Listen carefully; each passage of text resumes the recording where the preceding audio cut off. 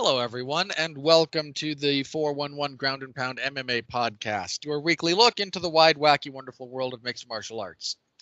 I'm Robert Winfrey. I am your host for this show, and thanks for being here. Let me start off that way. Happy Mother's Day to all the moms out there. We literally wouldn't be here without you. So thank you very much for that, for destroying your bodies to foster the next generation of humanity. God help us all. We are. Thank you for the words there, Robert. What? I mean, I wouldn't have phrased it quite that crudely, but thank you. Well, I mean, look, my mom is fond of saying she passed through the valley of the shadow of death to bring me into the world, so. I mean, which is not inaccurate for any, birth. It's not a pleasant experience. I mean, when you're trying to honor Mother's Day, I probably wouldn't put it that way, but go ahead. Go on. Again, mothers put up with a lot of crap. They do a lot to themselves physically, to their mental health, their psychological well-being, to bring up again the next generation of humanity. And thank you all very much for that. Again, be that biological mothers, stepmothers, adopted mothers, whatever. Thank you all very much for that. I feel safe to say that the majority of us do not deserve the amount of time and energy and sacrifice you've put into us. So thank you very much for that. On the docket this evening, a review of last night's UFC 237 event. That was about what was expected, I think, all things considered. We'll be previewing UFC on ESPN Plus 10. That is this coming Saturday, and the UFC they're in Rochester for that event. So we'll run down that card. And then the news, such as some buyrate information coming out about UFC 236 and yeesh. Plus the UFC announced dates for the rest of the year of 2019. Not a lot of venues, but a lot of dates, so some stuff that's still being sorted out there. But we can touch briefly on that. A few fights got made, including one lightweight barn burner I'm particularly excited about. So we'll get to all that later. You already heard him briefly, but Jeff Harris is back with us this evening. Jeff, how you doing? Nice to have you back. I'm very happy the rookie beat the cancellation bear at least this once, so we're getting another season of the rookie. Unfortunately, Whiskey Cavalier is no more. Happy Mother's Day, everyone. See, simple, to the point, and no little offhanded lines about mothers destroying their bodies. I mean, they do. So respect your mothers, people. You can I think you can respect Mother's Day without quite putting it that way, but I mean, yeah, and people with actual futures in broadcasting wouldn't phrase it the way I do. Comedy speech, I'm not going to say thank you for destroying your bodies to bring us into the world, because I mean, not all mothers have terrible bodies, if you know what I mean. No, that's not what I meant. I mean, look, the pregnancy and birthing process does. Yes, it alters the female body. I'm aware. Yes, I'm aware of the biology. Yeah, but the human body, the female body, is also built to birth more than one child. Yes, correct? You would agree with that, correct? Yeah. I mean, it's not. I just feel like putting it in the. We're going on a tangent here. I'm sorry, but I don't know. Just the way you put it kind of just low key irked me a little bit. My apologies for irking you. All right. First time you've ever apologized, but thank you. I don't think it's the first, but it's one of the few. One of the few. I'd have to double check, but I'm not going back through all of our audio together. That's too much of it. All right. Last night, UFC 237, and you can tell I don't edit any of this, folks, because that conversation would have been cut. UFC 237. That conversation. There's a lot of stuff that I would cut if I had that opportunity. But anyway, UFC 237 last night. The UFC was back in Rio de Janeiro, Brazil at the Junesse Arena.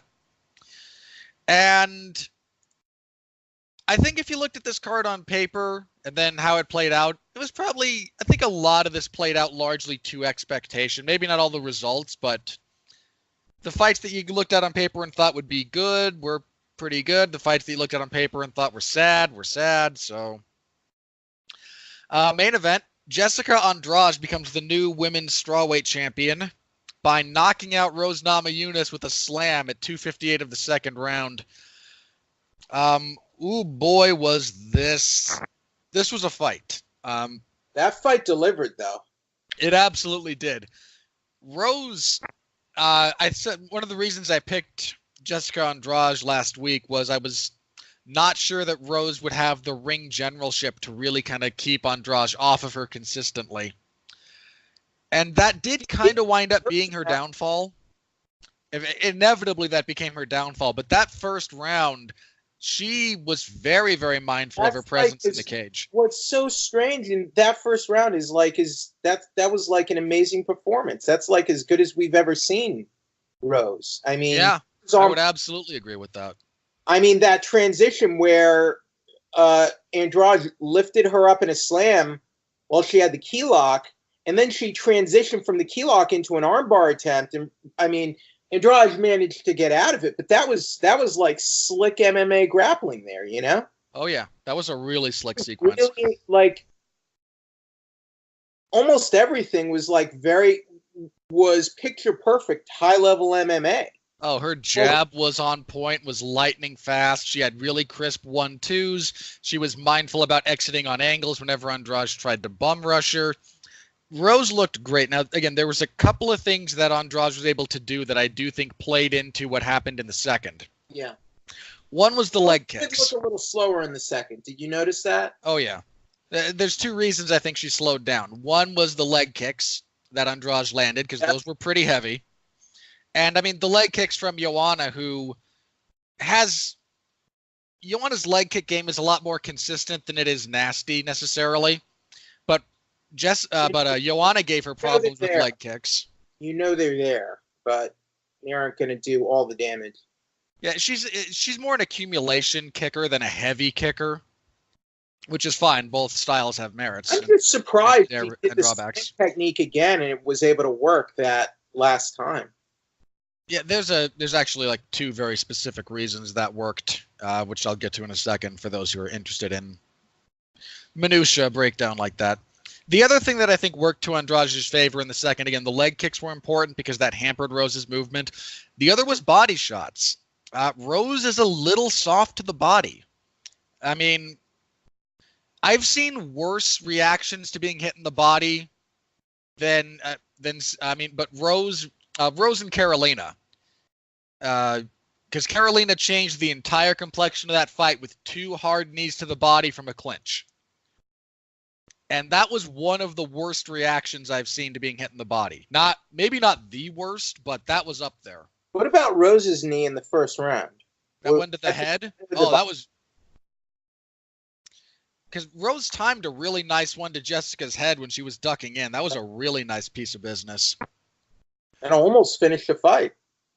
Yeah, that caught her, leaning into it, dropped her. That was a really nice knee. You agree the first round was 10-8? Because that was sort of my feeling. I don't disagree with it. I think scoring it live, I said 10-9, very nearly a 10-8. So anyone who says 10-8, I don't disagree at all. Well, and frankly, I probably should have gone 10-8. I mean, if we have these borderline marginal 10-9s, I feel like we could have that for 10-8s too. Oh, yeah. Again, anyone who says 10-8 for Rose in that first, I don't disagree at all. That was a beautiful round from Rose. It's a dominant round. Yeah, she just chewed Andrade up with punches. Basically not expecting her to open up so strong, even after what she did to Joanna. But yeah, she started unbelievably strong in this fight. And then again in the second, a little bit of the body shots got to her. She stopped being as mindful of her positioning. And in the first round, when Jessica tried that big high crotch head outside slam that she does, that's very reminiscent of the one Daniel Cormier does, Rose was able to negate it effectively with a kind of a Kimura double wrist lock. Now, there's some timing that was involved in this that's very important to understand why it worked in the first round and failed miserably in the second. The key lock, again, the double wrist lock trap like that is primarily designed to either keep your opponent's hands from ever getting together in a grip or breaking them apart very, very quickly once they do grip. If you look at the actual lift from the first round, Jessica's hands are not together. That lets Rose extend the arm, that lets her offset the balance, it lets her get around, and then she actually spins all the way across the shoulders of Andrade. So instead of the traditional, again, high crotch lift, she actually gets more in a situation kind of like the Lawler Askren slam, kind of like the Kurt Angle's, angle slam where she's across the shoulders. And then she just kind of floated around and still had the double wrist lock, which lets her set up for the straight arm bar. In the second round, Jessica gets her hands together almost immediately, and then Rose goes to the double wrist lock to try and break them, but can't do it fast enough. Once those hands are really locked together, holding that double wrist lock like that just guarantees you're getting thrown, because you're not fighting anything else. You're pretty much guaranteed that big slam. What compounded the problem was as Jessica lifted, Rose held on to the double wrist lock position. Daniel Cormier did a tremendous job of breaking down on commentary why that was a bad thing, and I'll paraphrase him. He obviously knows much more about this than I do. But if you watch when Cormier hits that same slam on guys like Gustafsson, Dan Henderson, and Josh Barnett, and Gustafsson and Barnett are huge men, they don't hold that kind of wrist lock. They kind of fight the hands a little bit, but once they start going, they both let go, and the momentum of the lift and slam carries them all the way over to land on their back flat, which is visually impressive and sucks because getting slammed is never fun. But you let go of any of that hand fighting, because if you don't, when you go up and start coming down, your own arms being across your body holding on like that arrests the motion of your lower torso and your legs. So instead of going all the way around, you wind up not exactly perpendicular, but instead of landing on your back, you wind up coming down on your head. That's exactly what happened to Rose. And that slam, she was basically out after that slam. A few more punches on the ground. Those were perfunctory. She was done. A really, really violent finish, which I'm always a fan of. And a really big comeback for Andrade. Again, she lost that first round badly. So a lot of credit to her for gutting through that. And again, for, an 8-minute fight, this was pretty darn good. So credit to both women for that. It was a good fight. My fight of the night. I believe it was the official fight of the night as well. It was.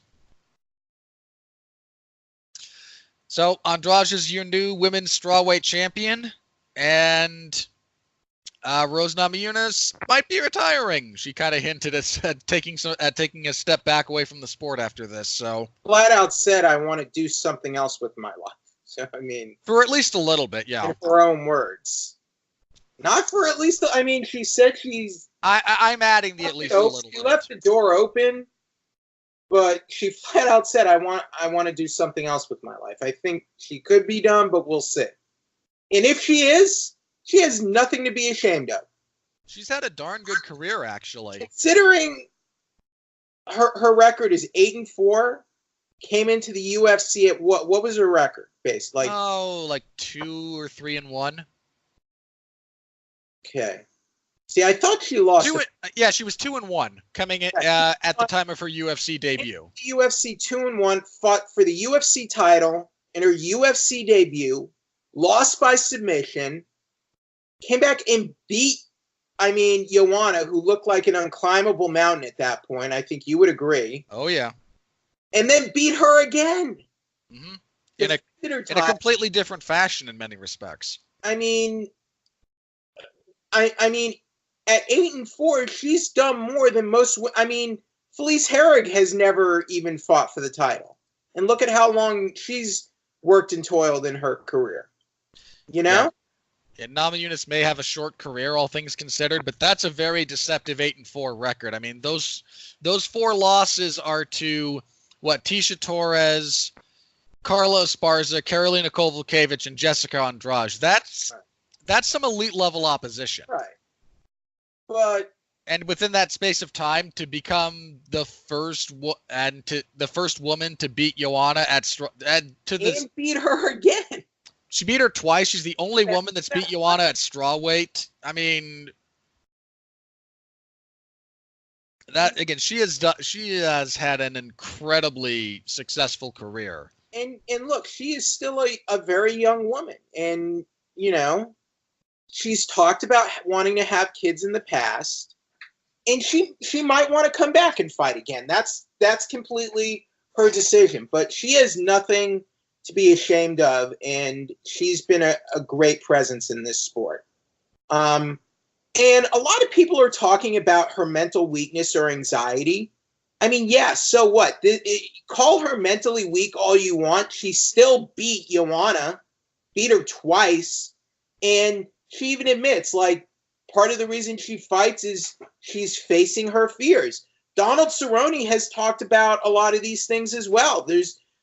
I cannot fault a fighter for having some type of mental anxiety when they go into a cage. Robert, I can think of few jobs that are mentally as exhausting, stressful, taxing, and just overall insane as getting locked into a cage and fighting someone where you have to either knock them out or beat them into submission.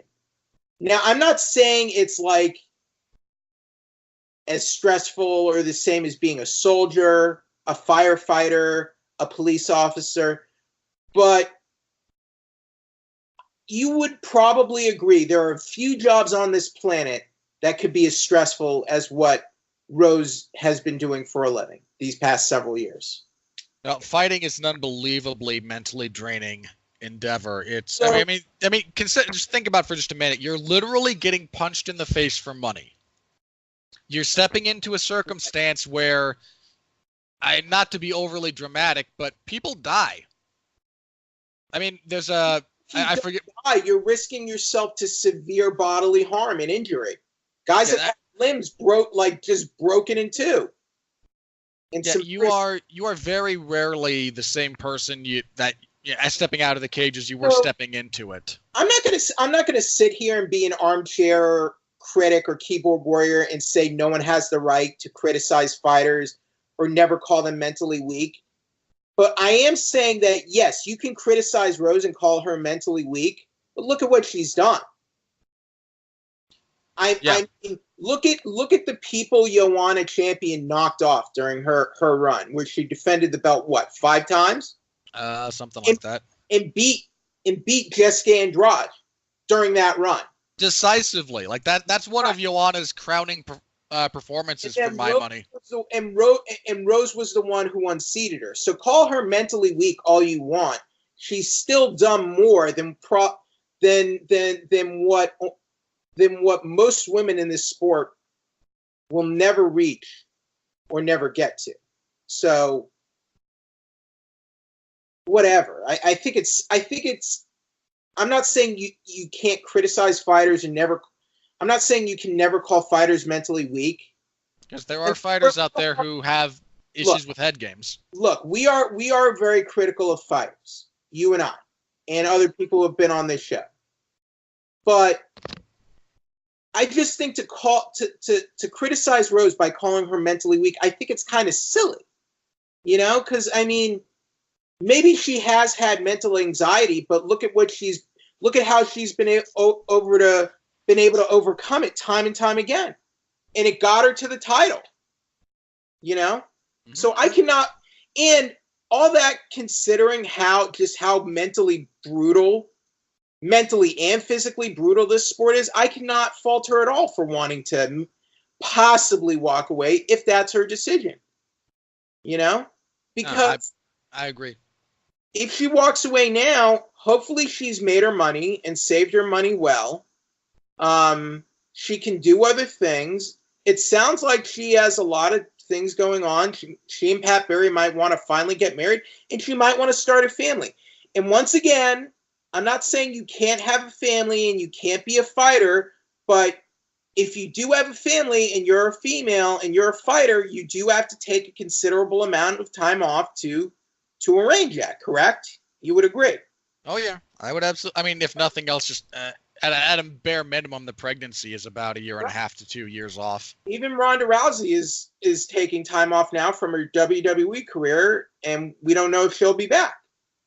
And that's up to them. That is totally up to them. And I do not fault her one bit. I congratulate her for what she's done and what she's accomplished, considering she's not even 30 years old. She's already accomplished more than, the vast majority of us will ever accomplish athletically in our entire lives. How can you, how can you criticize her? I'm not saying you can't, but like how? How does that make sense? I don't get it at all, Robert.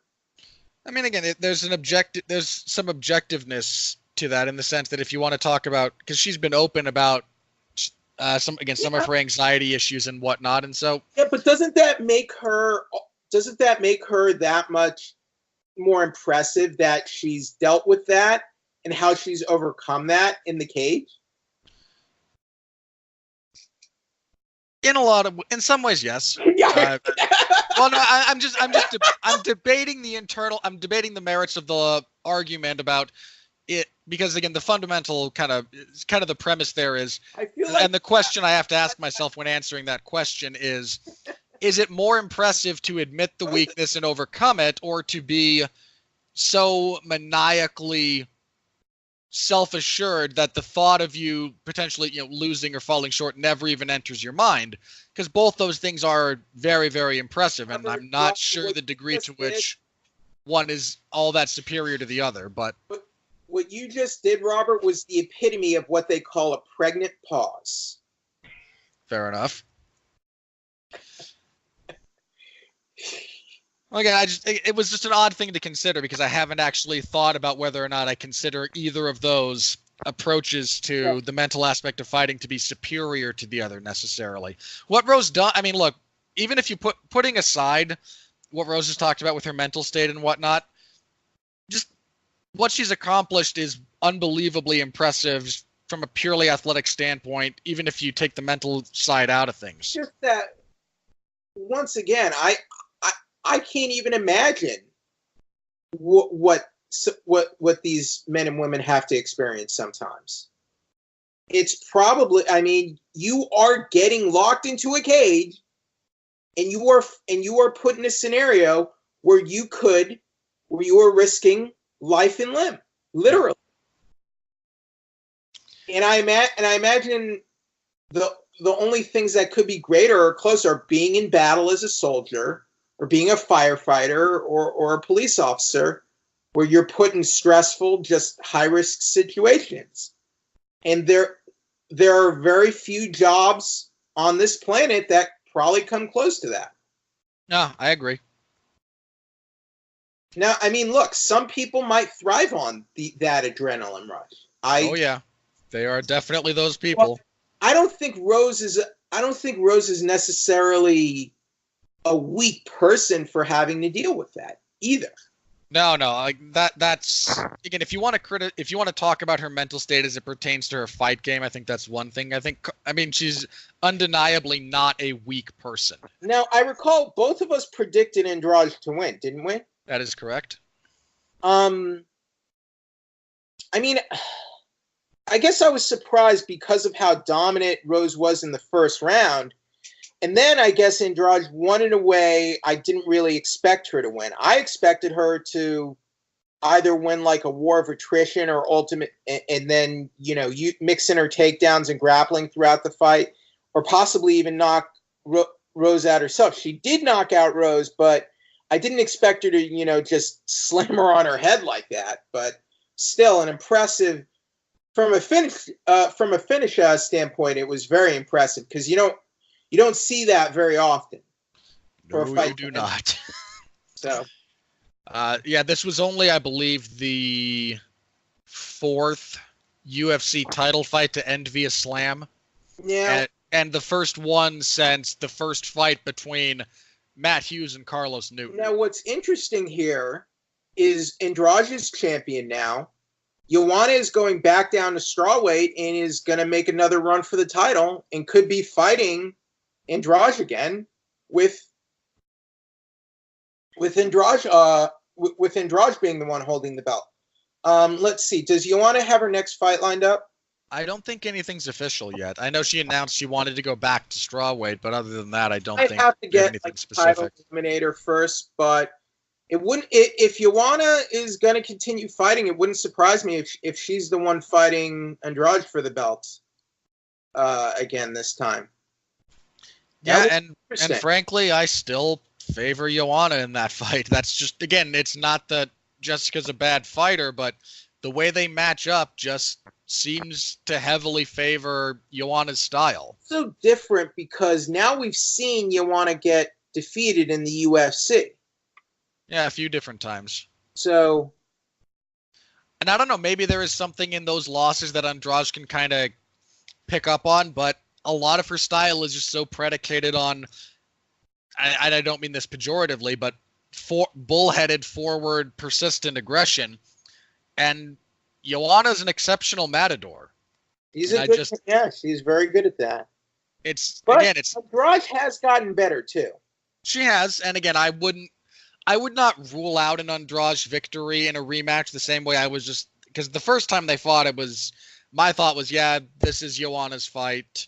She's, again, just her footwork, her ring generalship.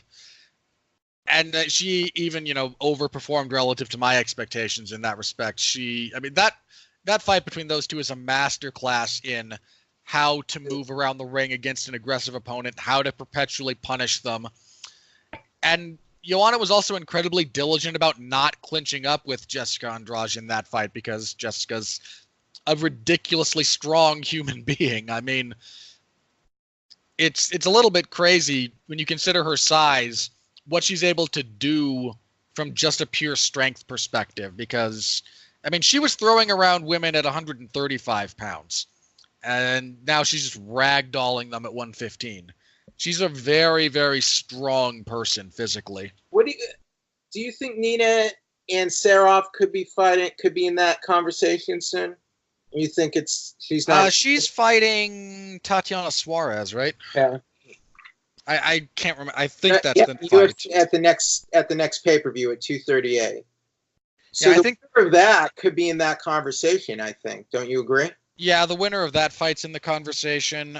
You have Joanna in the conversation just by virtue of having beaten Jessica so lopsidedly previously. I just give Joanna another title shot right off the bat because, I mean, this is a good division, but it's not the most stacked division. It's in a bit of a transitional phase. I mean, Michelle Waterson's in the conversation somewhere. True. There's a few different ways they could go. Yeah, but Michelle's not even in the top 5, which is an odd. She probably should be. Again, that's an odd quirk of the rankings. I mean, Wiley Zhang is number 6. I don't know about that. Has she been doing good? Wiley Zhang. She's 3-0, 19-1. Yeah, she's actually very good. There's another Chinese woman in the strawweight division, I believe Wu Yanan, who I confuse the two of them frequently when I just hear their names. But no, Zhang is like, she armbarred Jessica Aguilar. Personally, I would put Michelle over Wiley Zhang. Yeah. I wouldn't disagree with that. Zhang is definitely more the future kind of thing, whereas Michelle, definite prospect, but I still think she's in like prospect mode. Yeah, I'd agree with that. Whereas again, Michelle Waterson is kind of he's a proven in the space. Proven veteran. Yeah. Beat Carolina, which was a good win for her. So yeah, there's a few different ways they can go with that. I know some people were talking about an immediate rematch. Again, Rose seems to be just like out for a while. If Rose wants a rematch and they want to go that way, maybe, but I mean, again, I could see it because this was such. Let me be clear about this. I'm always less sympathetic to immediate rematches if you get finished cleanly, and she did. There's that. That said, this was a very bipolar fight in the sense that Rose was, again, dominant in the first, then was finished in the second. So, again, if you wanted to make the argument, if everyone was really amenable, I could live with it. Wouldn't be my favorite thing in the world, but I wouldn't be up in arms over it necessarily. Here's why I'm not keen on it. It's mainly because of Rose's mindset and her statements after the fight. It just doesn't sound like a great idea. Besides the fact that she got finished, she only defended her belt once, and I don't know. No, I agree with you. I prefer to see a fresh new matchup anyway. Yeah, I'm with you there. Like I said, I could live with it, but I'd rather not. And again, I think Rose should just take some time and figure out what she wants to do. But yeah.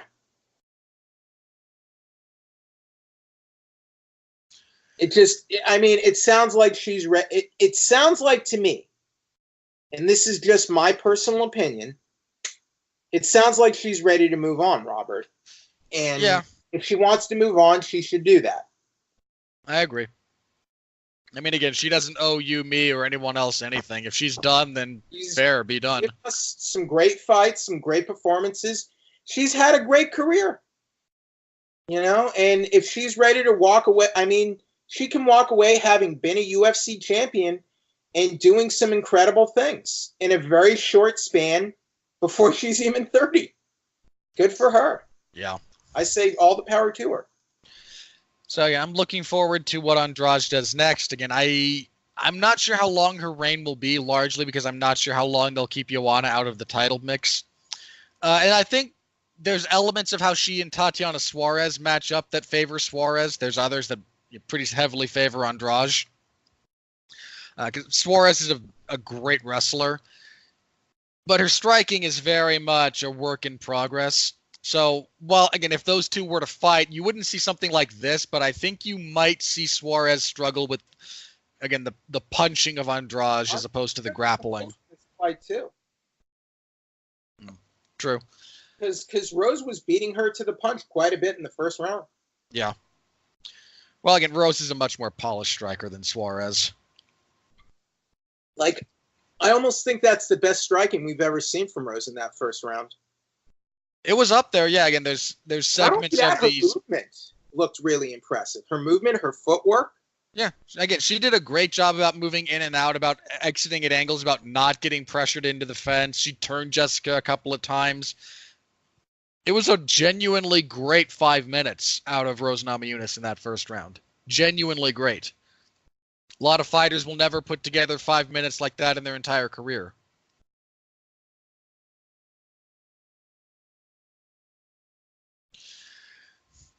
But again, good main event.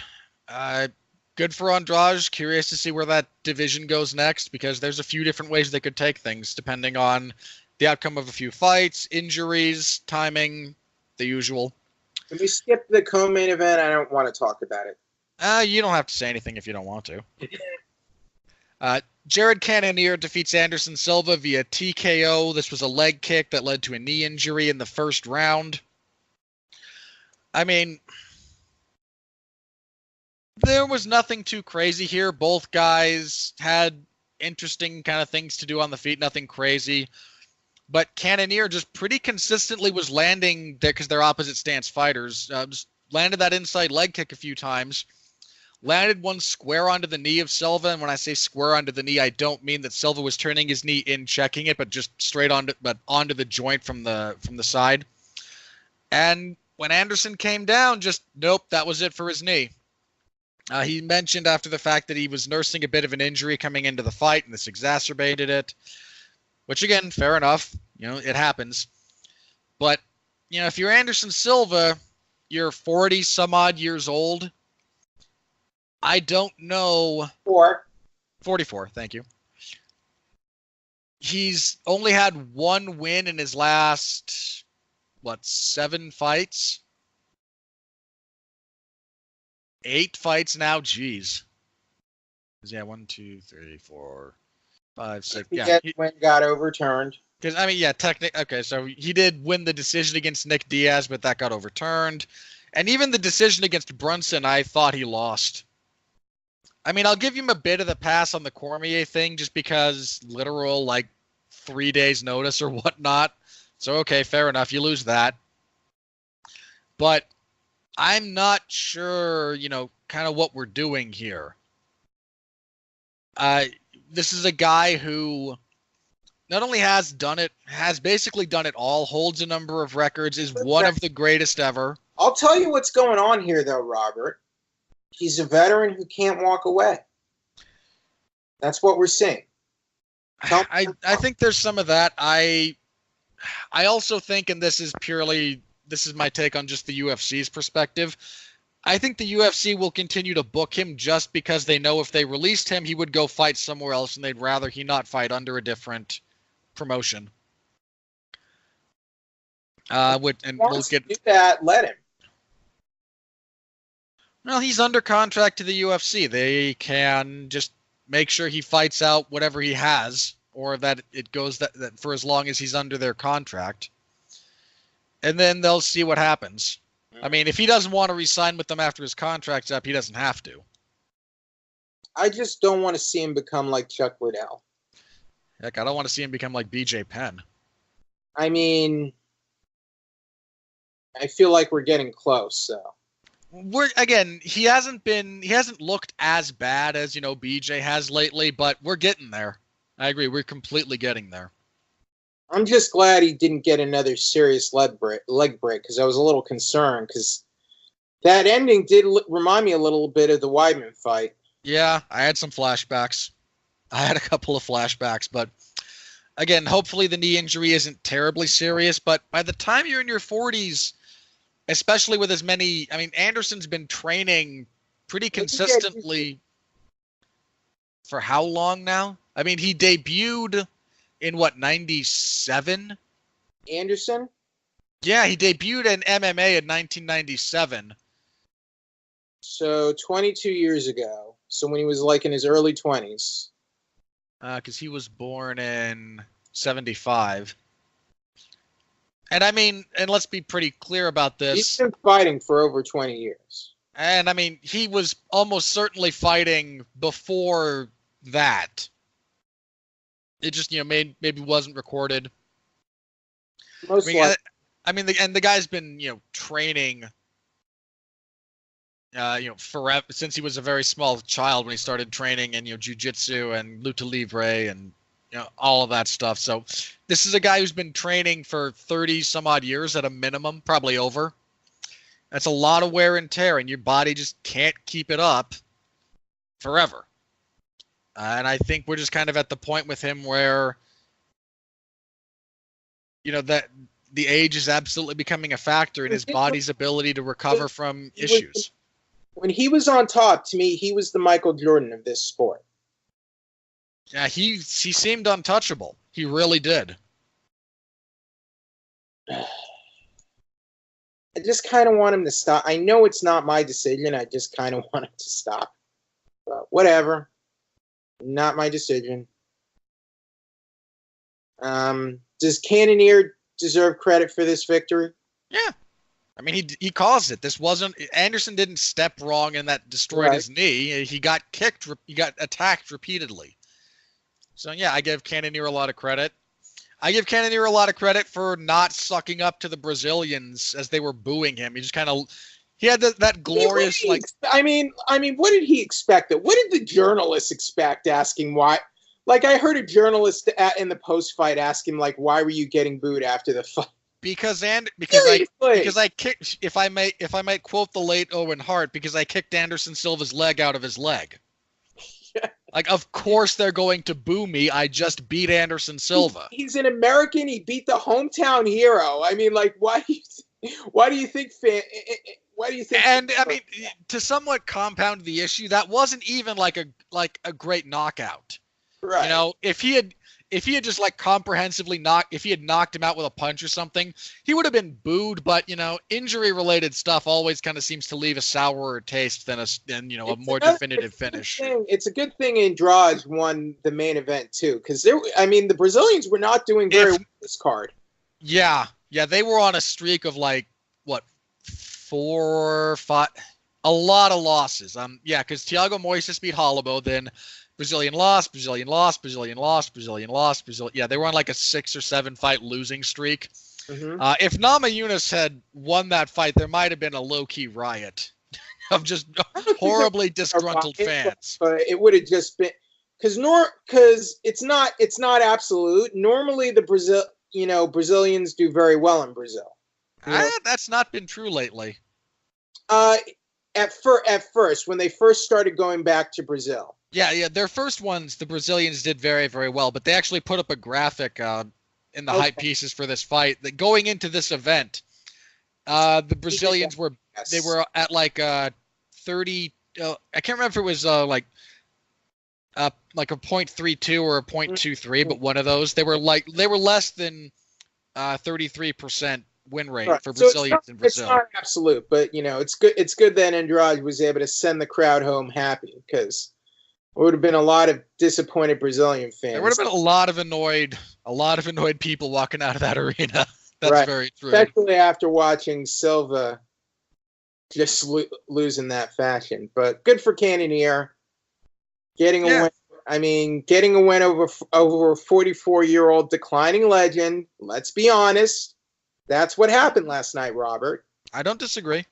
It's gonna help his career, yes, but it's not going to move him forward up the pecking order a whole lot, And it's not going to catapult him. He will move up, but this isn't like strapping. He's not going to climb onto a rocket ship. He's going to move up a rung or two. Not going to be in a title eliminator or anything coming up, but good on him. Again, you do still have to show up and you have to win those fights. It's a good sport about it, Look, he had no issues with Anderson. Look, remember Dave Herman? I am aware of Dave Herman, remember yes. 2013, he fought Nogueira in Brazil. Yeah, I remember that fight. He got armbarred. Yeah, an old and broken down Nogueira beat Dave Herman. That could have been a good chance for Dave Herman to get a win over a Brazilian legend, but he looked stoned out of his mind and he lost. So there you go. Dave Herman's career is just the most bizarre thing. It's one of the more bizarre things in MMA history. It's so weird. Like a guy with potential who could have done a lot more, but I feel kind of wasted it, but whatever. I don't disagree. That's where I will be a little critical, because I feel like there's facts to back it up. And then didn't he show up to like the Roy Nelson fight and just didn't shave? Like anything? He did like a Sasquatch thing where just weird. I'm gonna be like Sasquatch or something. I'm gonna be like the Beast. And didn't he lose that fight too? Oh yeah, he got knocked out. Yep. Roy Nelson knocked him out cold. It's kind of what Roy Nelson does. All right. Moving on to another, if you're a Brazilian, unfortunate result. Alexander Volkanovski defeats Jose Aldo via unanimous decision, 30-27 across the boards. Robert, I was not impressed with this fight. This wasn't a barn burner of a fight. It really wasn't. This was a very intelligent fight. Deliberate. It was a very deliberate fight. And this was the first time I think we've seen Jose Aldo completely neutralized. He's been caught, and Conor caught him. Max absorbed what he had to offer and just overwhelmed him with pace and offense. He didn't look old or slow though. No, this was not Aldo being old and slow and broken down. I think this was Volkanovski having a really good read on him and being able to execute a very, very intelligent game plan. He game planned the fight to a victory, but it wasn't a satisfying victory. in my opinion. I mean, you beat Jose Aldo 30-27 across. Everyone agrees on the scores. I wasn't satisfied with that fight. To me, he didn't even really win the first round. The first round was very, very close. I wouldn't disagree with a 10-10 score in the first round. I heard after the second round, it sounded like the translation could have been off, but it sounded like Andre Pederneiras was telling Aldo it's either 1-1 or 2-0 you. No. Coming into the third, he told Aldo it's either 1-1 or you're down 2 rounds. It sounded like he was telling Aldo you were up 2 rounds. I'd have to go back and re-listen. My understanding of that was what I heard from the translation, and again, I don't stand by all of this necessarily. I'm doing a bunch of stuff when I'm covering fights. My understanding was what I heard come across was it's either 1-1 or you're down 0-2. But then Dominic Cruz it sounded like he took exception to the cornering on commentary. He might have. I mean, I like Cruz as an analyst, but over the course of an entire broadcast, he does, again, he's an opinionated guy at times. And here's one thing about Aldo. Throughout his UFC career, he has had trouble pulling the trigger. Especially if he really gets... There's been 2 times that Aldo has really struggled to pull the trigger. One is if he knows he's ahead and just doesn't care anymore, and fair play to him. If you've clearly won a round and you've clearly won 3 of the 5 rounds, then you know what? Or you've clearly won 2 of the 3, and your response to the last round is just, you know what, I'm not going to lose. I get it, and I don't fault anyone for that. The other time he's kind of struggled is if he's overly a combination of a little bit of fatigue and struggling to get his reads going. That happened to him in a couple of different fights where he just had rounds when he couldn't quite get a read on his opponent, and that more than anything else was what was kind of muting what he normally does. Volkanovski did a really good job of constantly touching him, of constantly giving him looks, of giving him fakes and feints and trying to draw things out of him. And while he didn't really draw out a lot of Aldo's counters the same way Max did, he did get Jose just not reacting the way he normally does. And that led to Volkanovski having success, again, inside lead leg kicks that just kind of disrupted Aldo. Volkanovski has some really interesting timing to what he does as well. He does a lot of stuff on like half beats, or say you clinch and then you break, and there's a very kind of predictable rhythm to how the vast majority of fighters, okay, we're here, it's 1-2, and then break, or it's, get close, punch and slide out, or slide out, wait a beat, come back in with punches. There's a really predictable rhythm. It's what we talk about when you talk about a fighter getting the timing down. Okay, if they're here, I know at what point they're going to move to another location. I know at what point in the flow of things they're going to try something different. Volkanovski's timing and the rhythm at which he fights is very disruptive. There were a lot of times when he would get close to Aldo, and then on the break, Aldo's pretty clearly expecting an attack, so Aldo makes a defensive gesture. And then halfway through his defensive motion is when Volkanovski attacks after he's committed himself to a particular course of action. And that's something Volkanovski is very, very good at, is that, again, that just kind of slightly offbeat timing that disrupts a lot of his opponents. I mean, again, look at, the Mendes fight was a lot more just constant pressure. But there was a bit of that too, especially in the finishing sequence. You can see Chad expecting a certain timing to things, and Volkanovski switches that up, and just that's where he's able to catch him consistently. So it's a really kind of interesting aspect of Volkanovski's game that I think flies under a lot of radars, and is something that could potentially give Max problems should they fight. Ultimately, this was my preferred result, but what do you do here with Volkanovski? Does he get the title shot, or what do you do? Oh, it has to be. But what about Frankie Edgar?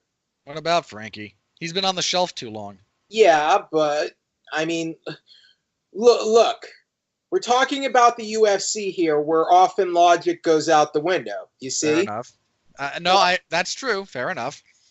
So logically, I think at 7 wins in a row and just beating the number 1 ranked guy and former champion Jose Aldo, yes, in a perfect world, Volkanovski gets a title shot. But even though Edgar's been on the shelf, he's going to talk about like he has a claim to a title shot. He had a couple matchups with Max Holloway that never came through.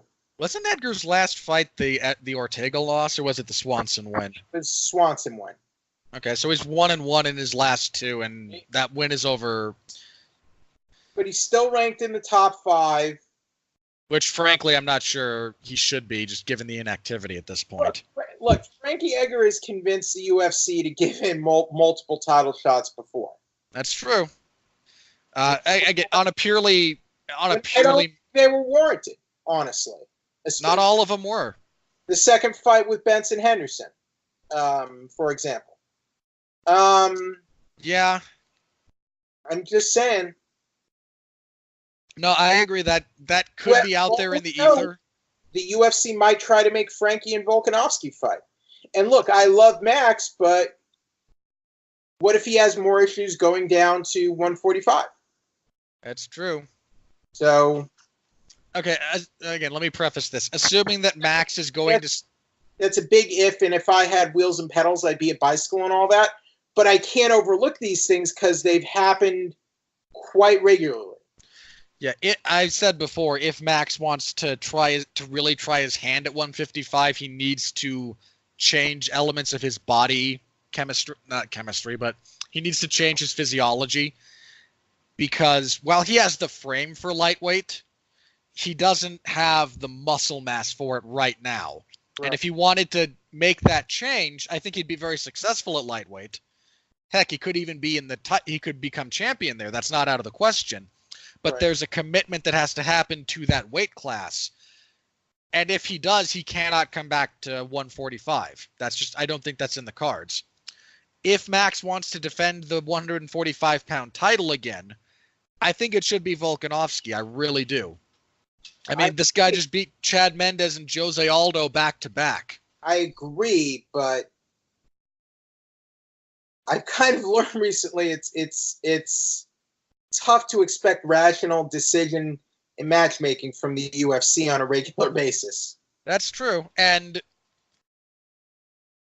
while I think if there was another number 1 contender, they might go with, if there was another contender really right there in the picture, they might do something other than that. But you have Ortega, who just got beat by Max pretty convincingly. That was a largely one-sided affair. You have Edgar, who not only lost to Ortega, but has been inactive for the last little bit. And then you have Volkanovski, who's unbeaten in the UFC, is on like a 17-fight winning streak. And then Zabit's not quite there yet. Yeah, I don't think Zabit's there yet. But, look, before this situation happened with Dillashaw, we were expecting Cejudo to fight Dillashaw again, is what they were talking about. So yeah, that's what they were going to do. They were ready to do that. So,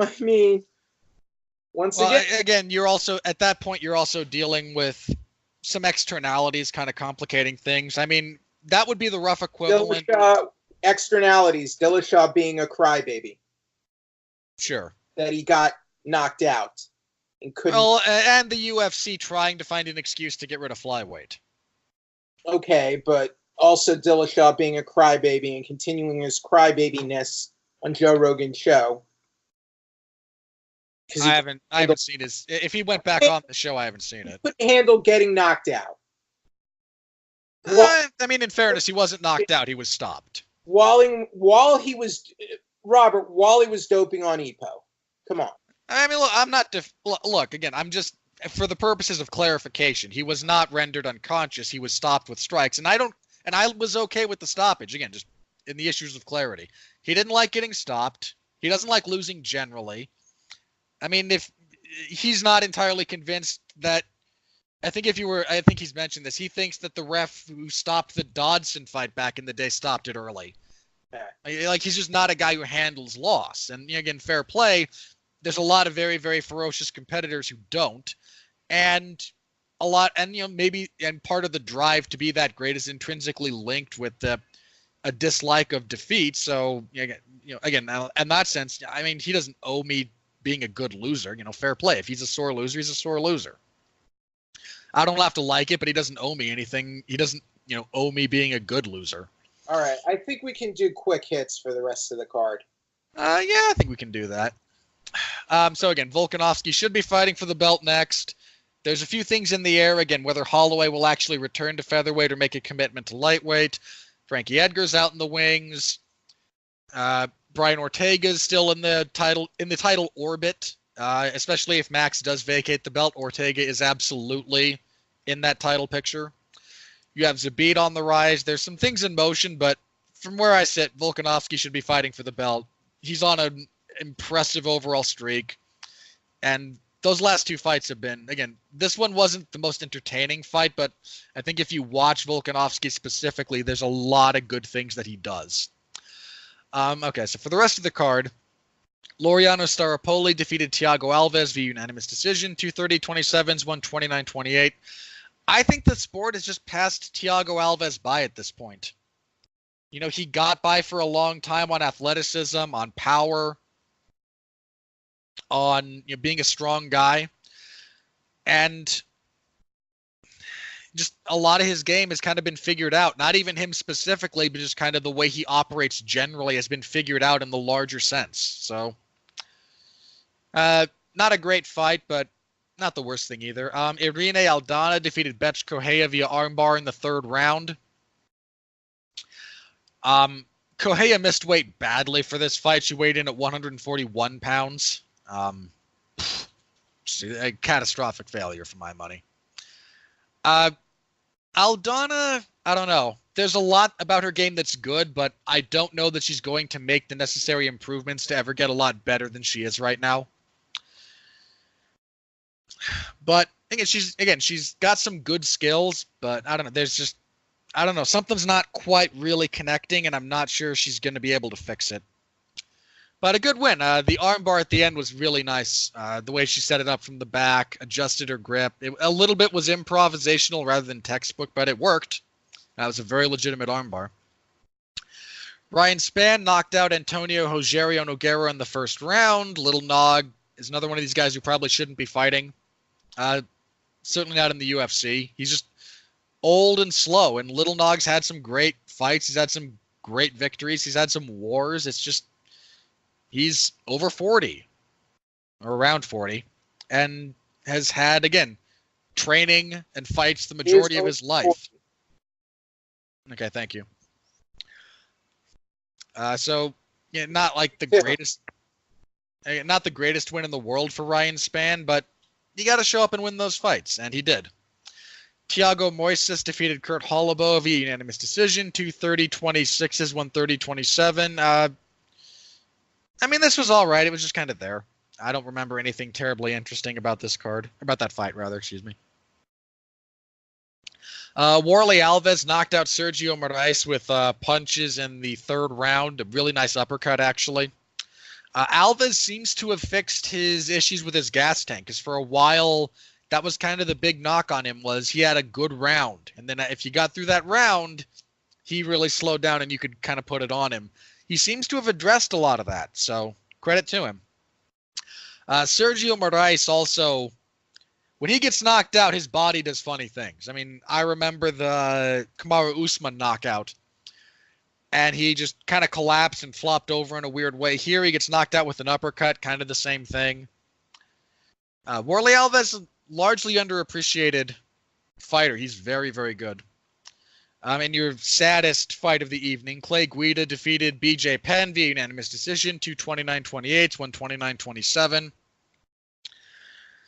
129-27. Look, I know there were some people who said, oh, BJ had a good 5 minutes in him, and he was able to hold his own, and he took a decent punch, and, oh, God. No. Vomit. Look, let me be clear about this. At a bare minimum, BJ is not a UFC caliber fighter. I'm not entirely sure he should be fighting at all. I mean, this is a guy who has absorbed a tremendous amount of blows, especially over his last like 4 fights. He's on a 7-fight losing streak. He's won a grand total of like 2 rounds in 4 years. He's 40 years old. And, I mean, the fact that he took a decent punch, it was Clay Guida. All right, Clay Guida is about as close to a pillow fists fighter as you're going to find. The man does not bring power with his punches. I mean, he knocked out Joe Lozon when Joe Lozon was just about done with the sport. That was his first win with strikes in like, 10 years? He's just not a power puncher, and BJ even kind of got wobbled by him once or twice. BJ should not be fighting the amount of, and look, again, I know there's a lot of either misinformation or like bro science about CTE. Getting knocked out is not the biggest causer of CTE. It's repeated subconcussive blows. And when I say subconcussive, that means it doesn't actually give you it doesn't concuss your brain in the same way that, getting a concussion does. BJ's not competitive. He had a decent 5 minutes, but even that barely edged out a round against Clay Guida. To call it decent is an overstatement. I'm sorry. Fair enough. Decent relative to his opposition in this case. And decent probably even relative, but decent relative to his 3rd fight with Frankie Edgar. Or his fight with Yair. Or his fight with Dennis Seaver. So again, if we're talking about relative to his deepest slump, then sure, but it's still not good. It's still not good enough to be in the UFC. And again, with his history, at this point, I'm not sure he should be licensed to fight at all. I don't know what else to say here, because I don't want to come across as, just horribly, horribly bitter and just, completely crapping on the guy. Let him go. Put it on Bellator and let them try to market off his zombified corpse. Fair enough. All right, then on ESPN Plus. It's not worth it. It's not. To me, it's not worth it for the UFC to continue doing this. If BJ Penn wants to continue destroying his legacy and his livelihood, all right, let him do it. But don't let it happen. I'm at the point where I'm like, I don't want it to happen in the UFC anymore. I mean, again, there's a lot of medical information that goes into whether or not someone should be licensed to fight that I am not privy to. I'm not sure. And we know fighters fake. We know fighters faking on the medicals too. In some respects, yeah. I'm rather leery of any athletic commission that sanctions a BJ Penn fight at this point, especially in the UFC against. Is that a bad person though? No. At that point. No, I don't think so. Because I do feel bad to some degree, but I'm like, if he wants to continue doing it and just doing it this way, then let him go do it elsewhere instead of the UFC, because I think it's ridiculous. Yeah, he is BJ Penn, but he's not that guy anymore. And he's just and not only is he not that guy anymore, he's showing up and looking awful. Yeah, again, not only is he not that guy anymore, and when you reach the heights that BJ did, fair enough, you're not that guy. He hasn't been that guy in, again, 4 or 5 years. He's worse. He is longer than that, even longer than that. I'm sorry, longer. I mean, again, at a bare minimum, it's been that long. It's no way. I seriously question the ethics of licensing this man to fight. 7 years, Robert. Okay. 6 to 7. Hang on. The Rory McDonald fight was in December 2012. Nick Diaz was October 2011. Yeah. So again, After that was that god awful fight with Frankie Edgar. So yeah, okay, at a minimum, I might even give him the first Nick Diaz fight because again, not that guy, but some of that's just a bad matchup. But again, even at that point, he wasn't, the guy who had been, tearing through the lightweight division. We're coming up on a decade since BJ was a remotely consistently competitive UFC fighter. He shouldn't be in the UFC, and I'm not sure he should be fighting at all. If people are going to continue licensing him and promoting him, it should not happen in the UFC at this point. Yeah. Look, okay, I will make one exception to that statement. I will make exactly one exception. Feel free. If he fights CM Punk. That's it. You're the worst. And I say that only because I think that's the only level of opposition in the UFC he is remotely competitive against at this point. Pretty much the only guy under contract he could beat. Yeah. That's what I mean by that. And I don't want to see the fight. Let me be very clear about this. Sure at this point. Let me be clear. I would probably take a prop bet on CM Punk in that fight, Robert. I would blind myself. Look, again, I don't want to see the fight, but no, I don't. Put it out there. I put it out there because I'm going to write on Facebook, Robert Winfrey wants a CM Punk versus BJ Penn matchup at welterweight. I absolutely do not, and I'm not the first. I am not even remotely close to the first person to suggest that fight. Just by speaking it, you endorsed it. Other people said it first. I'm just reporting what other people said. You're endorsing it. You said it's your one exception. So that's because I think it's the only reasonable exception if we're talking about people under contract in the UFC that I think BJ Penn should be sanctioned to fight. That's it. So it's out there. Again, I don't want it to happen, but I think you do. I really don't. That would be the worst thing ever. I kind of think you do. Okay, no, that would be the second worst fight ever because we had this. We had Luana Carolina and Priscilla Cachoeira in a fight that... terrible fight. Carolina wins 30-26, 30-26, and 29-27. Priscilla Cachoeira shouldn't be in the UFC. The UFC dug her up and fed her to Valentina, and Valentina didn't need a can crushing, but she got it and she rode it, so fair play. We're wasting time with Cachoeira in the UFC at this point. Hani Barcelos defeated Carlos Joaquin via TKO in the second round. Pretty good stuff from Barcelos. Joaquin held his own on the feet, but once this hit the ground, he was clearly outmatched. Good on Barcelos. He's got a pretty decent. He's what, 3-0 in the UFC? So I think 3-0. He's a decent little guy that's emerging. I don't mean that just because he fights at bantamweight.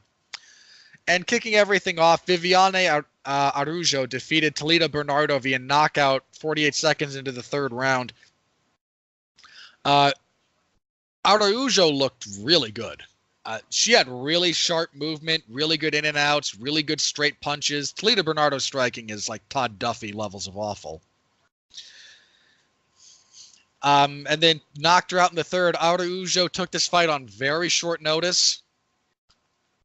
Like a week, and normally fights at straw weight, and she just completely knocked out a bantamweight. I'm curious to see what Araujo does down at straw weight because, again, for a short notice fight up 2 weight classes, she looked darn good. And she had a good run in Pancrase. She was their champion, I believe, for women's strawweight, and had some really good fights, some really good performances. So I'm curious to see what she'll do at strawweight. She might be someone to keep your eye on. All right, that was it. That was the prelims. Again, I think if you looked at it on paper and went, okay, this is going to suck, this is going to suck, this could be good, it all played out roughly that way. So, Jeff, any other burning desires you have, setting aside the BJ Penn stuff? Orly Alva's got a good win, and Still think he's underrated. Not a world beater, but he's a tough fighter. Those leg kicks were nasty, man. He welted up the leg of Sergio. Moraes' left thigh and knee looked twice as big as his right. Like, he's 7-3, so he's a good guy to have around in the division, really. Yeah, and I mean, his only UFC losses against Brian Barberena, who just put a pace on him that he couldn't keep, Kamaru Usman, who's now the champion, and James Krause, who's another kind of perpetually underappreciated guy. He'd submit Colby Covington. Tapped him out with a guillotine choke. I mean, his wins in the UFC, he beat Alan Jouban, Nordine Taleb, and Colby Covington in 3 of his first 4 UFC fights. That's a pretty good list. All right, again, that was UFC 237. So thanks to everyone who stopped by. We seem to have one of the livelier comment sections last night, so thank you all for that. It's nice to have you guys around to be able to talk with you between fights, to see that you're all hanging out. I always appreciate knowing you guys are out there, because Lord knows there's a lot of places you could get the same content that I produce, and you choose mine. So I profoundly appreciate that, because I am well aware you don't have to come to me. I am not the only game in town, and I'm not even close to the best. So thank you very much for that. All right, next up, UFC UFC on ESPN plus 10. I believe this is Fight Night 150 something or other. Your main event, Rafael dos Anjos and Kevin Lee at welterweight. This is Kevin Lee's welterweight debut. I like this fight. You have 2 former lightweights, and in the case of dos Anjos, a former champion, a guy who was on his way to being an all-time great lightweight, and I think you could still make the argument is, all things considered. But dos Anjos is on a 2-fight losing streak now, and I mean, he debuted at welterweight, won 3 in a row. Then, now in fairness, again, consider the level of opposition. He lost to Colby Covington and Kamaru Usman, the interim champion and the champion, respectively. That's a tough series of fights, but he does have to break that streak here. And Kevin Lee coming off of that second loss to Iaquinta, and the weight cut just seems to have really kind of gotten to the point where he's just done with it. I mean, he missed weight once in the UFC, and a couple of the times he made weight, he looked like death on the scale. I mean, that was a severe weight cut for him. He's got a freakishly long reach. I mean, his reach is 80-something inches, nearly 80 inches, like 77. He got really long arms. He's only 26 too. Geez. Tremendous grappling, great back taker. Again, the knock on him at lightweight was usually cardio related, largely as it pertained, again, as a function of the weight cut. So I'm curious to see how he's going to look up at welterweight. And he's not facing a large welterweight either. I mean, again, RDA is not the biggest welterweight on the planet by any stretch of the imagination. This is a solid fight. I'm a little bit torn about who I'm picking, because I can see how each of them wins this fight. When it's this close, I don't mind going sentimentally, and my sentiment leads me a little bit to RDA here, although it's tough. It's a real tough one, actually. Again, I'm leaning towards RDA right now, but that might change over time. But I do like the fight. I think over 5 rounds, these two guys are going to have a pretty solid, high-level MMA fight, so looking forward to it. All right, Jeff, what do you think about this one? I think it's a good fight. It's a good matchup. It's not the worst matchup to make right now for both guys fighting at welterweight, considering both guys are former high-level lightweight fighters. Lee's just making his move up to lightweight now. We'll see how he does. Interesting fight. I can see it going... I'm torn because I can kind of see it going either way, but how many losses does dos Anjos has? All right, 2 back-to-back losses now, and he's kind of had trouble with tough wrestlers, you know? So this might be a bad physical matchup for him. But we'll see. Yeah, the bigger, especially the grindier wrestlers have given him problems. But here's the other thing. Like, I like Kevin Lee, but he also has his flaws. Mm-hmm.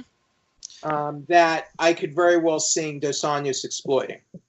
Yeah, Dos Anjos is the better striker. Dos Anjos fights southpaw. He kicks really hard. Yeah. Dos Anjos will absolutely keep a pace for all 5 rounds. Dos Anjos can be dominant and aggressive. Like, he's a forward like fighter, right? Yeah, like, he is a pressure-oriented fighter. When he's the one backing up, he's usually losing. Right. If he can do that and set the pace, I feel like he can win. I feel like he's capable of winning this fight. Oh yeah, he absolutely is, and I'm looking forward to seeing how this plays out, because I think whoever's going forward is likely winning at any given point in time. And they're both high-level MMA fighters. They're both good grapplers. They both know what they're doing in the cage, so I'm looking forward to it. The co-main event, Neil Magny, still plugging away at it. Coming off of that loss to Santiago Ponzinibbio. Boy, was that brutal. He's fighting Vicente Luque, who's a largely underappreciated guy in the UFC. Luque's UFC record is 8-2. One of those losses to Leon Edwards, who's pretty darn good.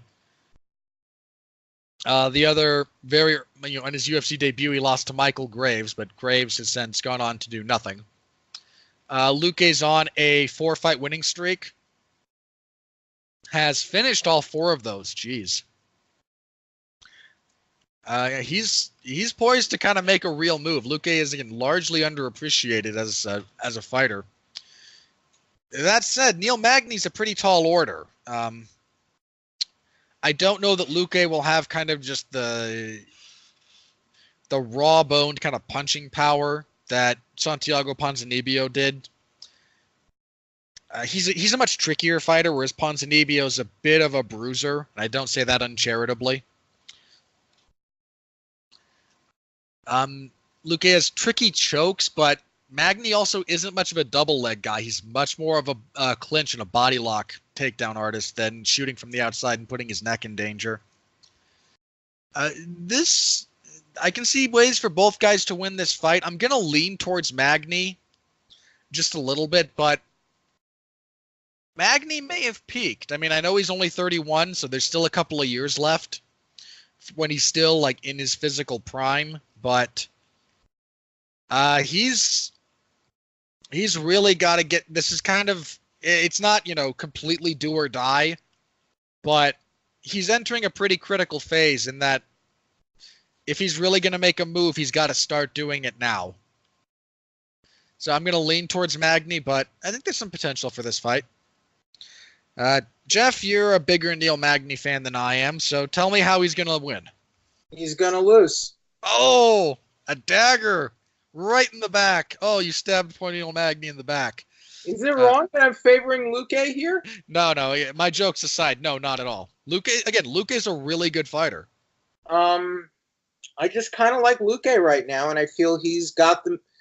Besides the momentum, I just feel like he's got a lot of advantages that are going to give Magny problems, and I feel like Magny's not a terrible striker. He has gotten better over the years, but I feel like Luque's a superior striker, and I guess the question is, will he be able to deal with the wrestling? And we'll see, but I kind of like Luque. Sorry. Look. I was on the Neil Magny bandwagon for a while, but he's also constantly disappointed me a lot. He's stumbled in some really key situations. He's spoiled my good faith in him that I invested into him. Yeah, that's fair. Eventually, I have to take notice. So, could I see Neil Magny winning? Yes, but I'm picking Luque. Sorry, Neil Magny. The once former future champion. Oh god, if we need a list of like guys who were future champions who just never panned out. Stephen Thompson, a yuck. Stephen Thompson's on that list. Magny's on that list. And I don't just mean me. I mean like general, because I mean I said about both of those guys. Magny more facetiously than others, but I would like a list of guys that either we've said it about or the larger fan base is kind of picked out that just never quite realized it for one reason or another. Next up, we have a women's bantamweight bout. Aspen Ladd will fight Sijara Eubanks. Eubanks is making her bantamweight debut here. She was previously flyweight, but fell out of at least one title fight due to weight issues. Missed weight when she fought Roxanne Modafferi. She's moving back up, and again, if you can't make the weight, fair play, move up. Aspen Ladd is one of the up and comers. She's only 24. She's 7-0, 2-0 in the UFC with 2 stoppages. There had been some talk about Ladd fighting Holly Holm in a higher profile fight before the UFC moved to Holm versus Nunes, which I thought might have been a bit much for Ladd at this point in her career, but also, Aspen Ladd could really overperform, and Holly's on the downside. I have Aspen Ladd here rather comfortably. I've kind of become a believer in Ladd over her last few fights, so I got Ladd here, and I don't know. Again, Eubanks is certainly not to be overlooked, but I think she's beatable, especially if you're as good as Aspen Ladd has proven to be thus far. So, Jeff, am I wrong?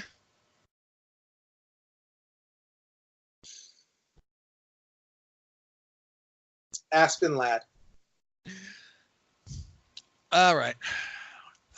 There's a middleweight fight. Good old Shoeface, Antonio Carlos Jr. Fighting Ian Heinisch. Heinisch is a... Shoeface. Yeah, Antonio Carlos Jr. So for those of you who don't know why I say that, his nickname in Portuguese is cara de sapato, which literally means shoe face. So I don't say that to be a jerk. That's actually his nickname. Ian Heinisch is he's got actually a really nice story, and he's proven to be a solid fighter. But Antonio Carlos Jr. has a significantly better level of jiu-jitsu than the vast majority of the world. He's on a 5-fight winning streak. He's finished 4 of those. I don't have a reason to pick against Shoeface here, so going with Shoeface. For some reason, we have a third fight between Charles Oliveira and Nick Lentz. This fight makes no sense to me. Neither of their previous fights were all that weird. I mean, there was the illegal knee in the first fight that led to it being a no contest. They rematched a few years later, and Oliveira won pretty handily, submitted him in the 3rd round. Now we're doing it again for some reason. Was that down at featherweight? And now we're at lightweight. This is just a stupid fight. I need a reason to pick against Charles Oliveira, and I don't think Nick Lentz gives me one, quite frankly. I mean, I think Lentz is the guy who gets overlooked a lot, especially because he's got some quirks about his game. But I just think this is a bad matchup for him. I mean, Oliveira was beating him the first time before that illegal knee. Happening again? I don't know. This makes no sense. This is the 3rd time. Yep. Why? I genuinely don't know. Again, this is a fight that I look at and go, no. Just, this makes no sense. I don't understand. I expect Oliveira to win again. We've seen this. We know kind of what's up here. I'm so confused, Robert. This was never even something else. Nobody's stepping in on short notice. They just booked this fight again. I mean, they're not even 1-1. The Nope. first fight got overturned. So what are they trying? Like, what are we expecting here? I just feel I feel this matchup is a setback for both guys, honestly. Yeah. Other than Lens Pot gets the possibility of getting a win back. Maybe he gets a win back. But I don't think he will. I don't like this fight. No, I mean, again, I enjoyed their first two fights for the in-cage action, but this makes no sense. Sticking at lightweight, kicking off the main card, we have Davi Hamosh against Austin Hubbard. I expect Hamosh to win this fight. Hamosh is pretty darn good. He's on a 3-fight winning streak. Submitted all 3 of those wins via submission. I don't think Hubbard is necessarily at the level he needs to beat Davi Hamosh, but I've been wrong before. But I feel pretty comfortable picking Hamosh here. Any thoughts on this one, Jeff? Nope. All right, as for the prelims, there's a lot of nothing. Megan Anderson will fight Felicia Spencer. I don't know what the UFC is doing in theory with featherweight anymore. It was not really a division to begin with. Less so now. But Anderson probably wins. Spencer is another featherweight. She's the reigning Invicta featherweight champion, but featherweight's not, even outside the UFC, it's not really an established division. So I got Anderson. Michael Trizano will fight Grant Dawson. I lean towards Trizano, but that's just kind of a there fight. Desmond Green is fighting Charles Jourdain. Be interesting to see if Desmond Green can keep up some of the momentum he got after knocking out stopping Ross Pearson with strikes. I can't remember if he knocked him out or not. Patrick Cummins will fight Ed Herman in your Dear God Why fight of the evening. Who thought this fight was a good idea? I mean, really. You have Ed Herman on a 3-fight losing streak. Just 1-4 in his last 5. Ugh. And then you have Patrick Cummins, who's on a 2-fight losing streak. Just ugh. I'm not even picking a winner. There are no winners in that fight. Danny Roberts will fight Michelle Pereira. I'm leaning towards Roberts there, but I'm not sure I have a good reason to. I mean, Danny Roberts is a solid enough fighter, but he's not really, a world beater who inspires tremendous confidence. His opponent is making his UFC debut.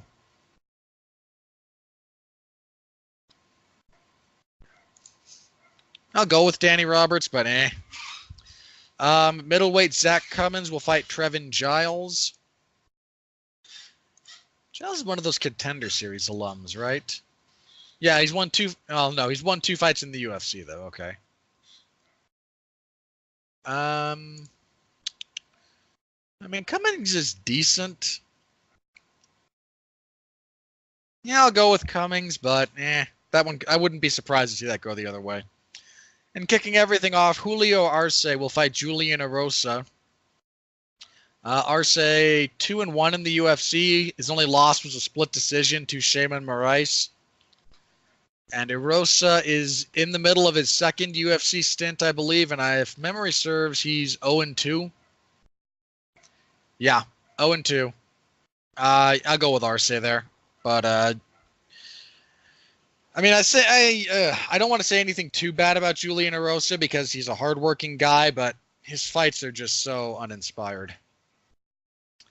All right, Jeff, that's a set of fights. Anything stand out to you that you want to touch on?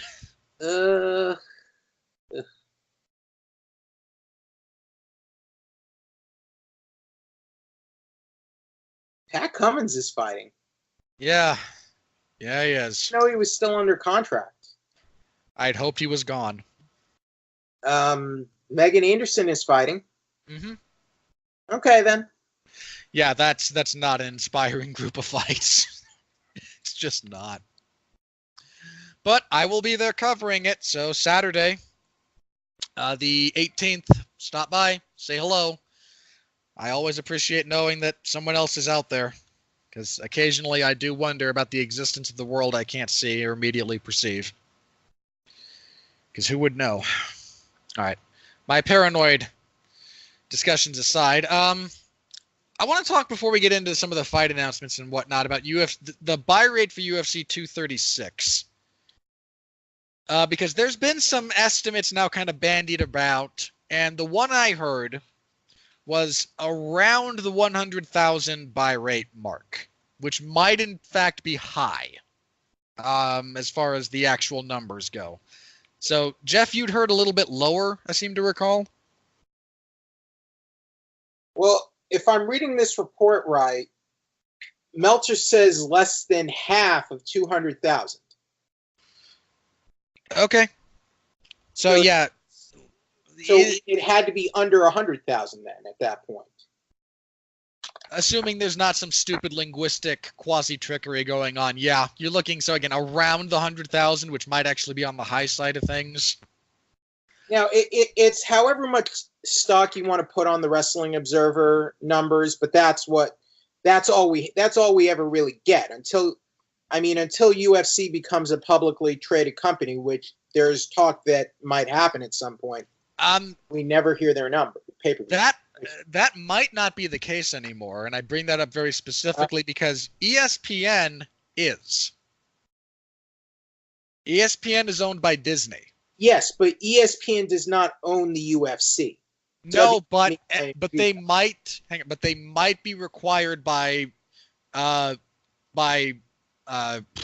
SEC laws to release the amount of buys that occur through the ESPN Plus app. I don't know SEC bylaws and what have you, but we'll see. And again, I'm not sure, but when Disney releases their stock reports, we aren't getting official numbers yet, so something tells me they don't have to. Well, we're not getting them from the UFC, but that also doesn't mean that they won't be reported in other financial documents. To me, those rules seem very amorphous because Netflix is a publicly traded company and we never get Netflix numbers. Again, they might release it to people they might release that information to stockholders, but under condition that it not be shared. So there's a lot of wiggle room. But all the numbers we ever get from Netflix are from like analytic companies and not official numbers. So yeah, again, it's a thing, and it might be that we never get them, but I think it will be worth paying attention to some of the financial reports that are released by Disney and whatnot. Political polls. Look at the last election, presidential election. And again, there's a lot of stuff that's. The polling data was actually not as inaccurate as a lot of people make it out to be, but. If they were all wrong, to me they are inaccurate. The vast majority of them were within the margin of error. That is the most flimsy excuse I've ever heard. No, that's how analytics work. There's always a margin of error. Analytics are garbage. There's always a margin for error. There always is. The real issue is less is it wrong as far as is it outside the margin of error? Said, analytics don't work in the playoffs. And they don't. They kind of do. Not really. They're a lot more accurately predictive than a lot of people want to admit, but they're also, again, there's a reason that when we talk about predictive models and whatnot, there is a margin for error because there just always is. The vast majority of the polls, in the last American presidential election favored Hillary. Stats don't tell the same. Stats do not always tell the whole story. That's true.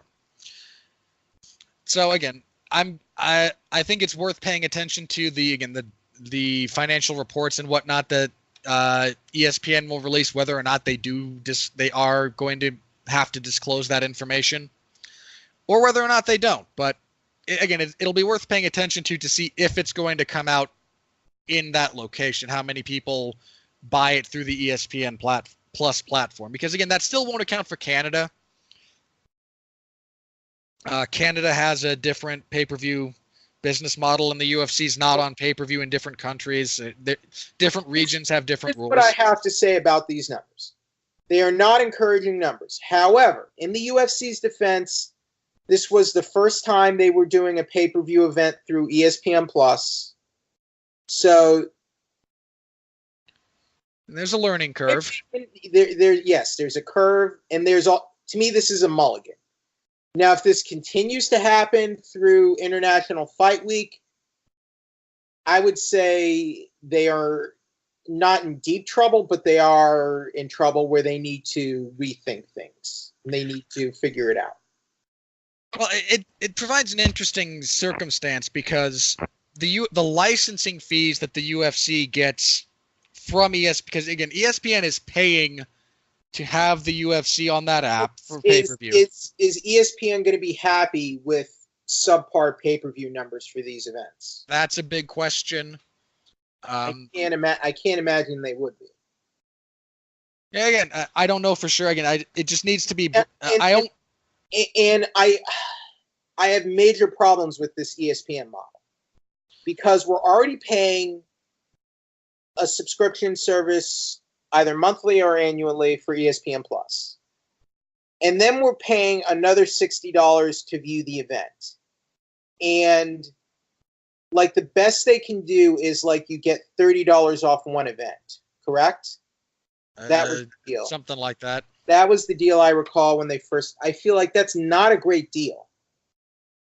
Like, if this is I understand that pay-per-view providers have a large hand in determining the prices of pay-per-view events. For example, I believe it was just reported that Double or Nothing this month is priced at $59.99 on in-demand pay-per-view. So I understand that the pay-per-view providers have a hand in that. However, I feel like if you're going this digital streaming model, I feel like you have to figure out sort of more of I don't think it has to be a bargain deal, but I feel like it has to be a little less steep because I feel like you're not getting much of a great deal if you're paying for the subscription service and you're paying another $60 on top of that to view the pay-per-view.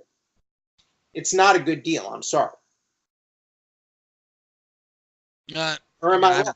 I don't look. What you feel is worth your money is what you feel is worth your money. Do you think it's a good deal? I don't know. At the moment, not so much. I think it probably will be in the future. But $60 plus the $4.99. Well, again, a lot of that is what value does the. I don't understand what you mean when you say it will be in the future. What does that mean? I think the value for ESPN Plus right now is very low. I think that will go up as more content is moved on to that platform. Such as what? I don't know. I mean, look, you're talking. That doesn't sound very optimistic. Okay, fine. What if they announce that in 2 seasons, all NCAA basketball is exclusive to ESPN Plus? I could give two flying. So do I, but that's a multi-billion-dollar venture. I'm not paying. I don't care, but that's not to say there's not value. But that has nothing to do with the UFC. So I know you're a UFC fan and you're only doing this because of the UFC. What is the value? The UFC. That's the argument. If you want all the ESPN Plus events, maybe, but what about the pay-per-view situation? It's still pay-per-view. To me, you're not giving a very compelling defense.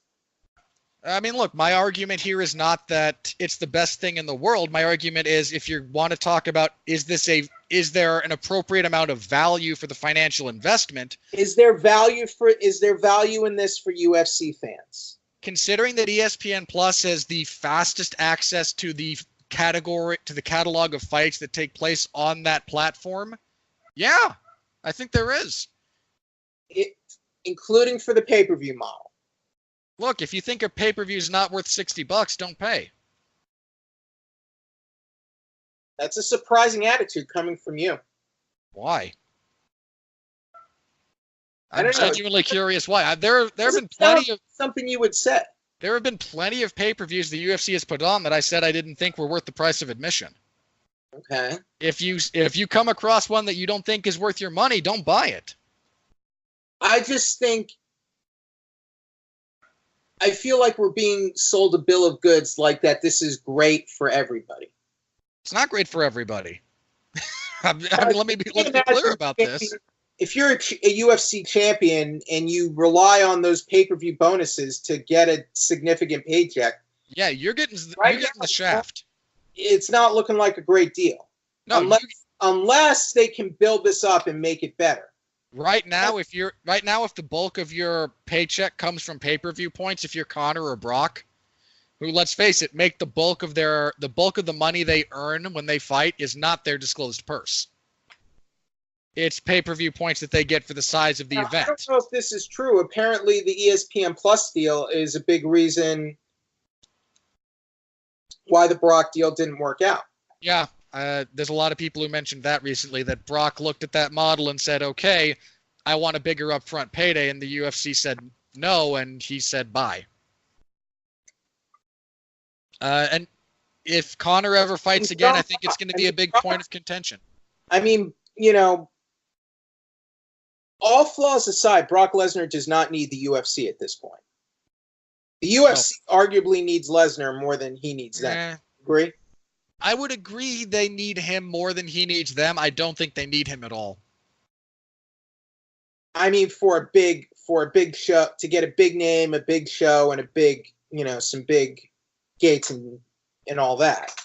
I mean, they do find enough gates already.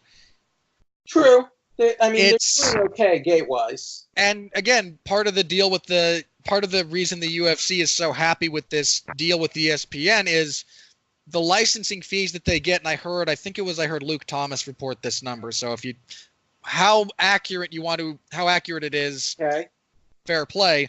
But that the licensing fee from ESPN is roughly the equivalent of 500,000 buys per event. They're paying a lot of money to be exclusive for this.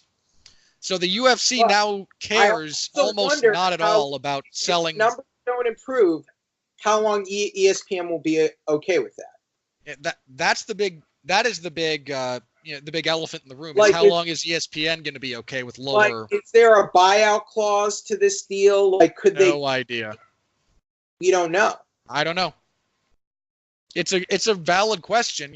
What are there any contingencies in place for ESPN to protect itself financially if they can't get this really up and running? It's a good question. Stranger things have happened in television broadcasting. Boy, ain't that the truth. Look at TNA Wrestling. It got kicked off like 2 networks in like a year. Oh, I mean, stranger things than that have happened on like major network television. Look what happened with TNA got kicked off like a travel channel called Destination America. Mm-hmm. Well, I mean, Fox canceled Married with Children, which is one of their juggernauts. Like when everyone thought they were going to show up and start shooting again, real last minute thing. Yeah, but that show has been on a long time. True. I'm just saying, weirdness like that happens. Television's broadcasting's a weird business in that respect. With The Simpsons, whenever negotiations come around, there's always a big thing about negotiations and how much they're going to pay all the voice actors to stay on and all that. But that's a whole other subject. But so again, I agree with you that as far as this event, it's not. We shouldn't be panicking just yet because, again, first event, it was on relatively short notice. I seem to recall this. They announced that thing, like a month out, less? Now, I did it for this one. I'll say all the interface options for the pay-per-view for ESPN Plus were fairly easy to follow and hook up and everything. I watched it on my TV through my PlayStation 4. Okay, I have to ask you this very quickly then. Okay. Could you purchase the pay-per-view through the PlayStation? I probably could, but I didn't this time. I bring that up specifically because that was a big point of confusion about 236. I mean, I've made financial purchases through the PlayStation 4 before, so I know that's something that PlayStation offers, but for UFC 236, there were no in-app purchases on ESPN Plus. If you wanted to buy the pay-per-view, you literally had to do it through your computer's web browser. But I mean, that took me like 2 seconds, you know. So I didn't even give it a second thought. Once you know that it has to be done that way, it's easier. But for a lot of people who just downloaded the app and were trying to watch on a tablet or a smart TV, and they couldn't get it to work, it was confusing and frustrating. And frankly, I don't blame them for that. I'm pretty good with. I'm not like a techno whiz, but I consider myself pretty good with technology and figuring out stuff. And I feel like this wasn't tough to figure out. I felt like for this event, it was fairly straightforward. Okay, here's this, then I'll check this, and then I'll be set to go. And when I was logged in, and it was time for the event, there were no issues last night.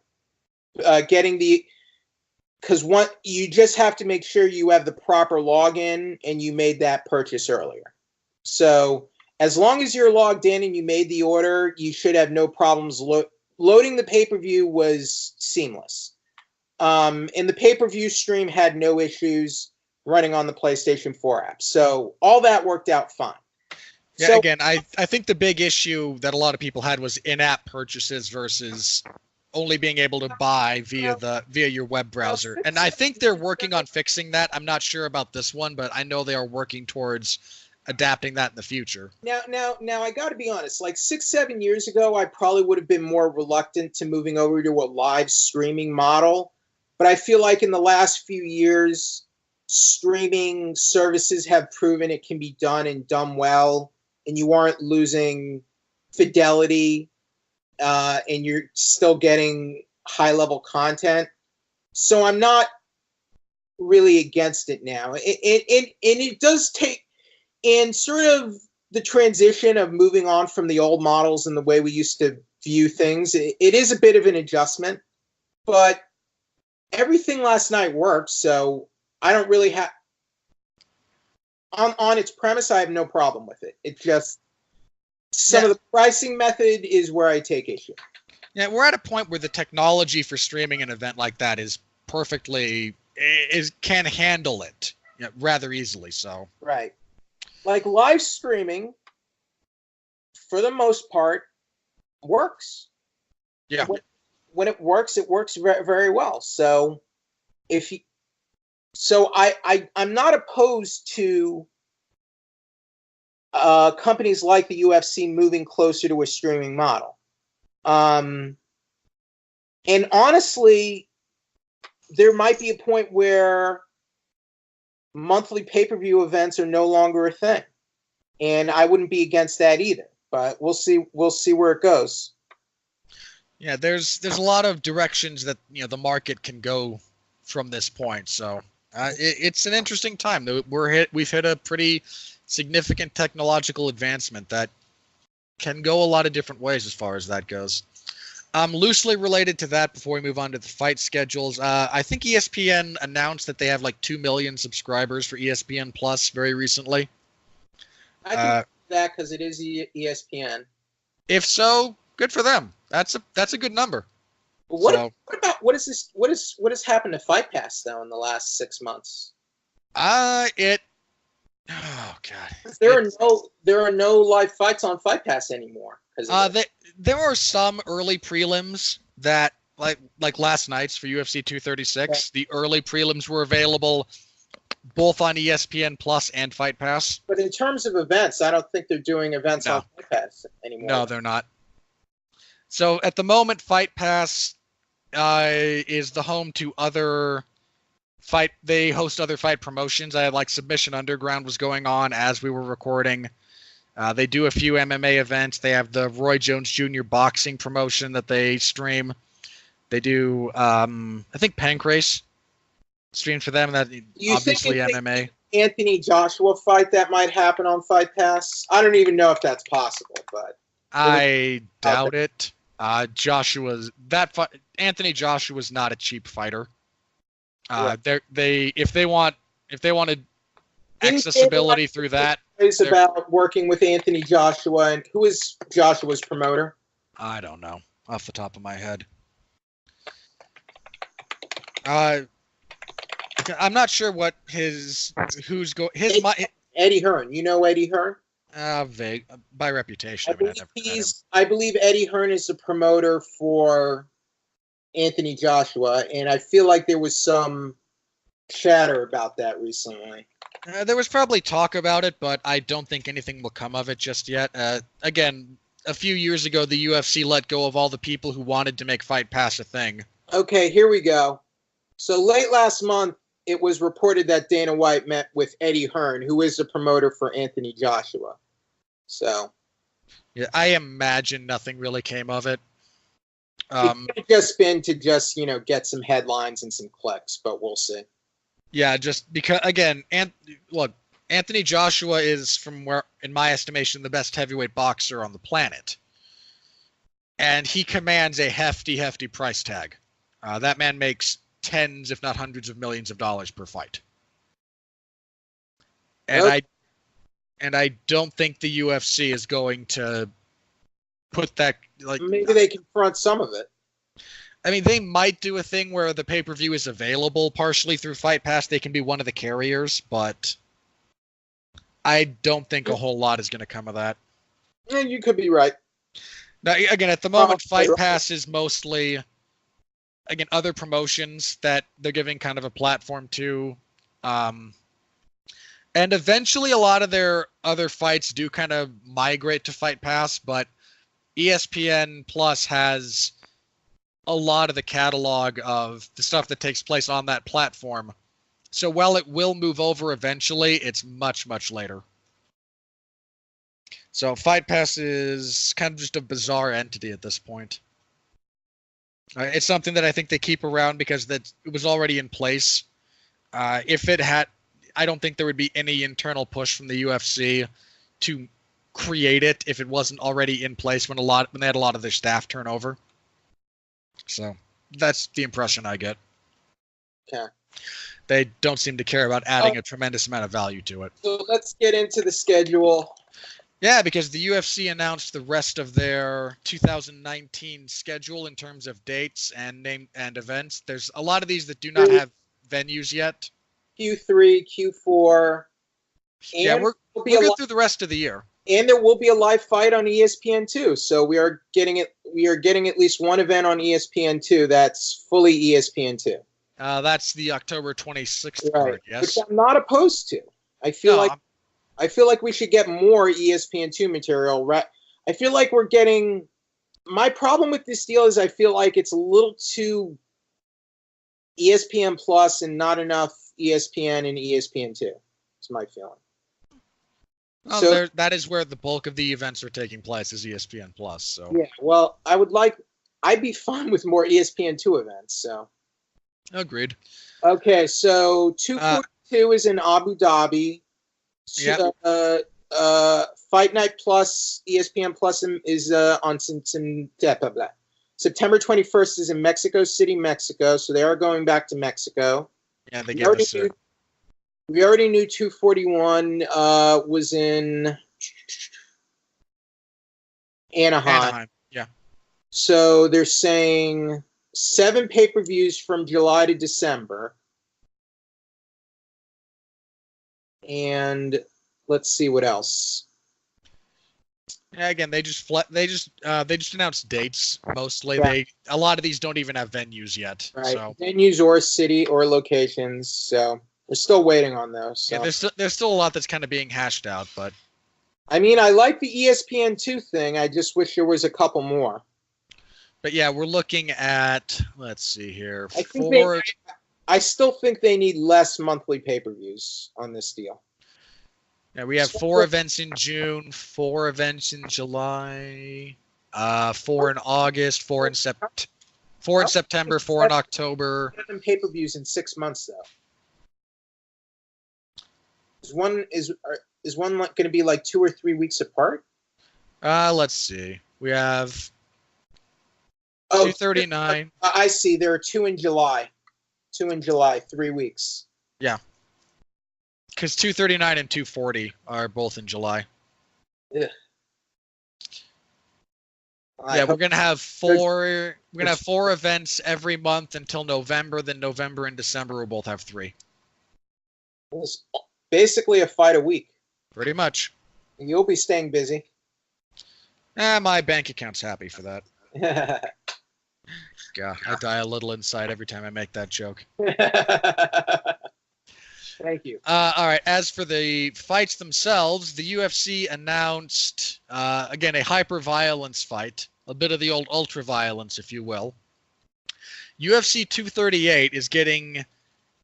You know, I know the UFC said they wanted this card to be a little bit more fleshed out, but even without this fight, I thought 238 was a pretty good card.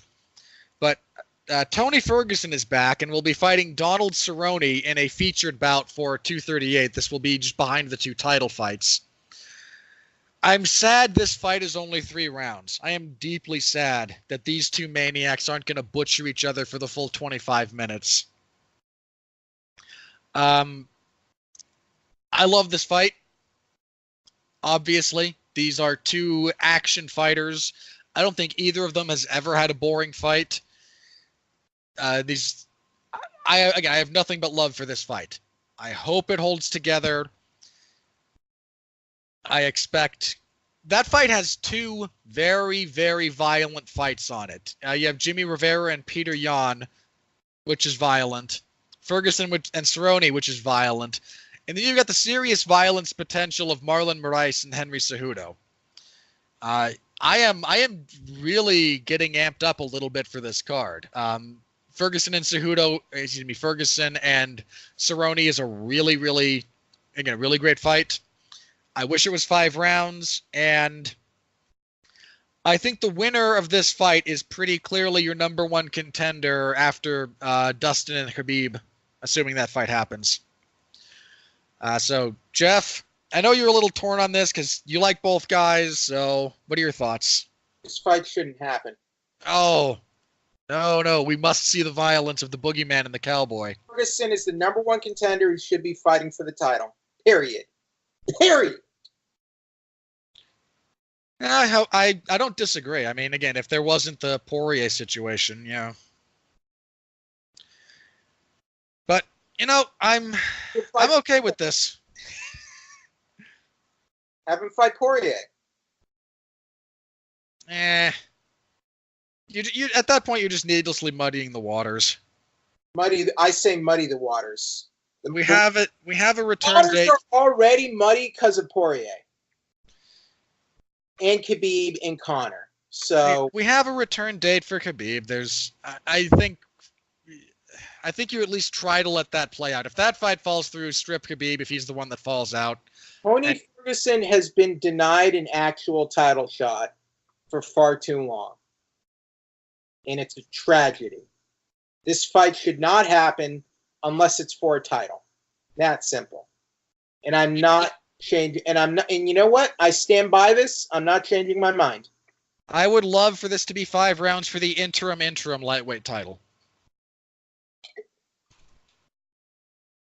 The super interim title. Yes. This is the holder of the super interim title. It's not actually a belt, it's a medal you have to wear around. But if the interim champion falls out, you get to become interim champion. We've just reached this point with the sport where I can even suggest that, and I suddenly realize it's not the dumbest thing. I mean, it is the dumbest thing, but it could actually become a reality. So, again, I love the fight in terms of the fight because Cowboy and Ferguson are going to try to kill each other. Here's my other issue. I'm not sure if Ferguson should even be back in the cage yet. It's not my decision, but I don't even know if he's doing okay and what his mental state is. I agree. It's a question that we have to be aware of. That said, this is one of those things that, barring actual evidence, I'm prepared to kind of go a little bit with the people who do have all the relevant information. I mean, if the man suffers another breakdown around this fight, I need evidence that he's mentally fit enough to fight. I mean, his wife dropped the restraining order against him. I mean,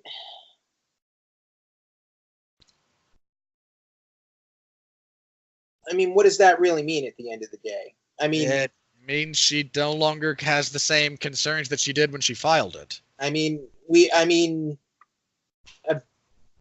I'm not saying that's what's going on here, but there have been situations where abused spouses do return to their abusers. True. So, again, I mean, look, take it with as much salt as you feel necessary, but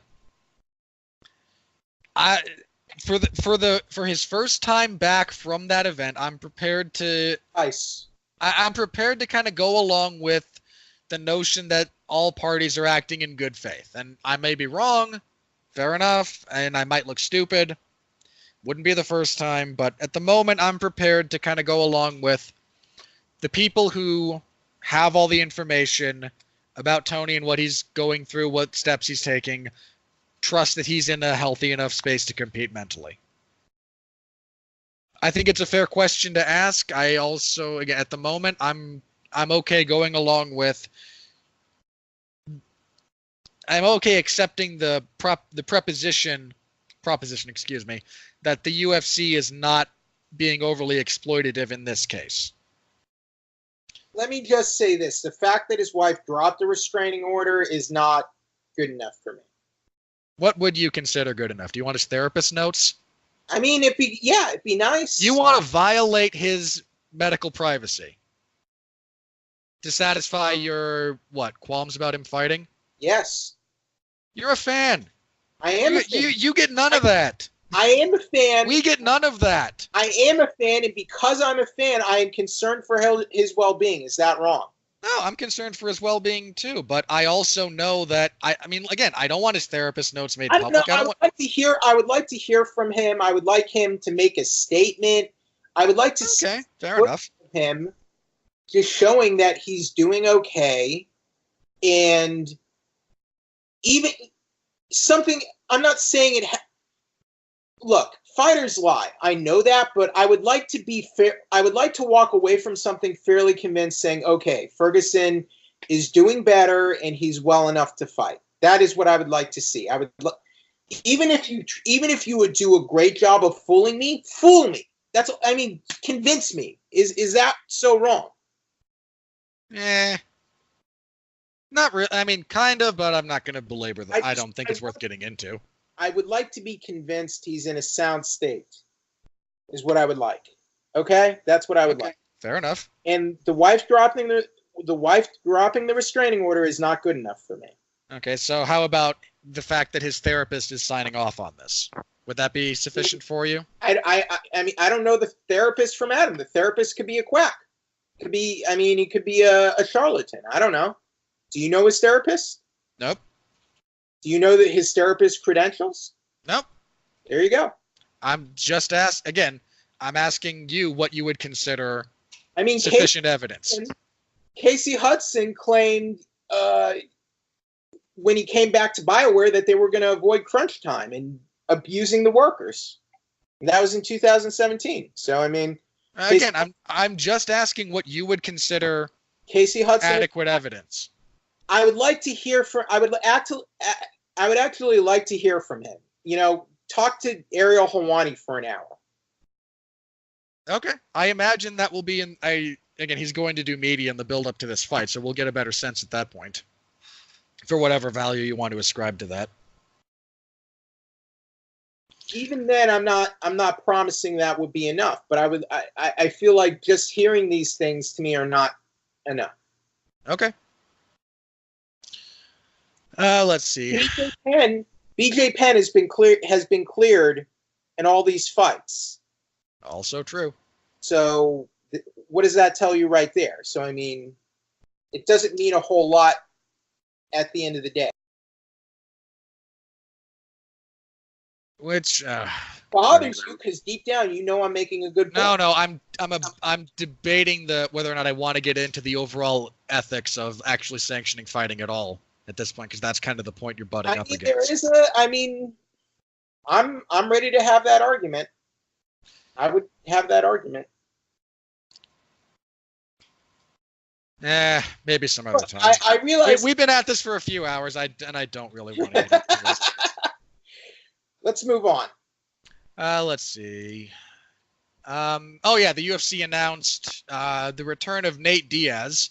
He will be fighting Anthony Pettis at welterweight at UFC 241. I mean, okay, I can live with it. It's a winnable fight for both parties for different reasons.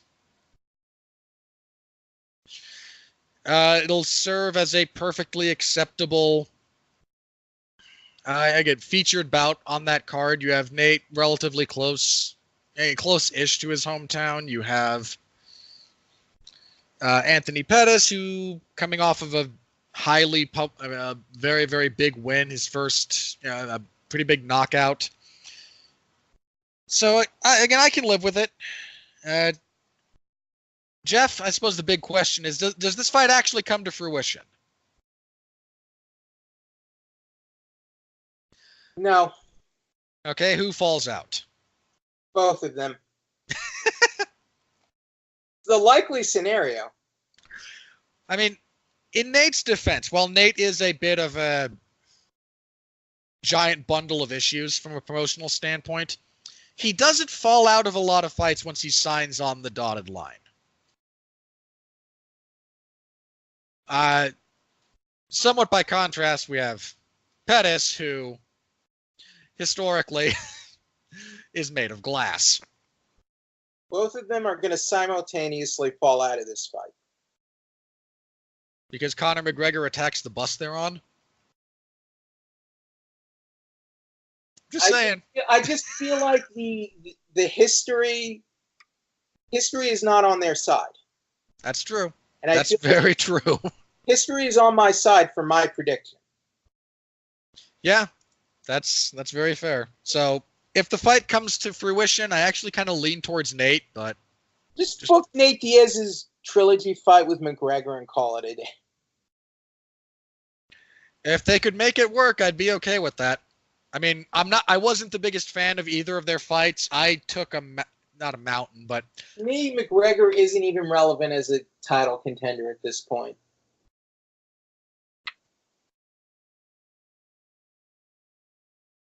He needs another win. He needs another win before he can become relevant. The only person I would probably pick him over is Donald Cerrone. You know, I might pick him over Poirier in a rematch. Just because... I can see that. I can kind of see that. Fair enough. I mean, again, Poirier's fixed some of the issues he had, especially his perpetually repetitive defense that he had in their first fight. But again, I might lean towards Conor in that fight, just kind of how they match up. But I agree. He needs a win before he can be back in the title picture. And right now he doesn't have it. Let's see. Did they announce any other fights? Because again, Nate was kind of the big, the Diaz and Ferguson fights were kind of the big ones.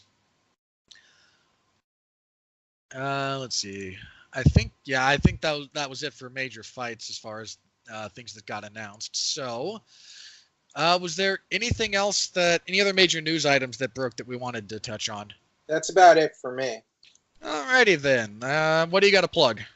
All right, check out my new reviews of Detective Pikachu, which was still only number 2 this weekend due to Avengers Endgame.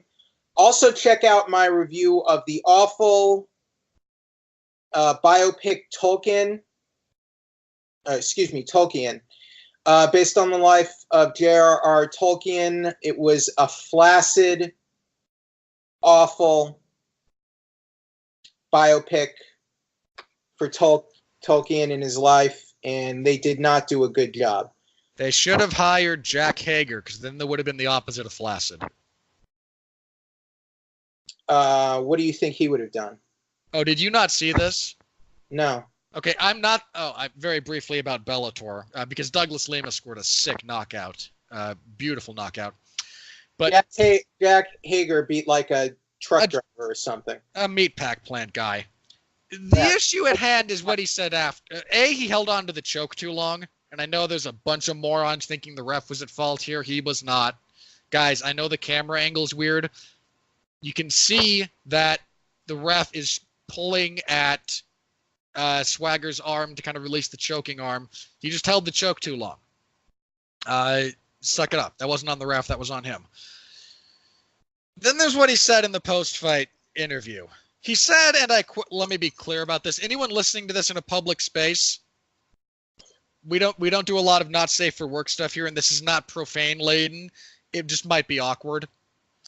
But he said, quote, "I am rock hard with emotion right now. I have a boner." And this is a sport. I'm not, again, this is not a joke. I'm not making this up. Literally the words that came out of his mouth when he was being interviewed by John McCarthy after that fight. It was bizarre. So I just had to get the play on words there from your adjectives for that movie. I'm not, again, I wish I was joking, but I'm not. This happens in this sport. Elsewhere on the 411 Wrestling Interviews podcast, I recently interviewed the producers of Dark Side of the Ring. The season finale airs on May 15th and will be about Fabulous Moolah. We talked about that, the Montreal Screwjob, and all sorts of other business. So if you would like to check us out on iTunes or YouTube, it's the 411 Wrestling Interviews podcast. Give that a listen. I would appreciate it. The next reviews I will be doing, first will be Rocket Man, another biopic. This one's about Elton John, the amazing singer and musician. Anyone else really sick of musician-based biopics? I mean, it feels weird. This is coming right on the heels of the Freddie Mercury, does it not?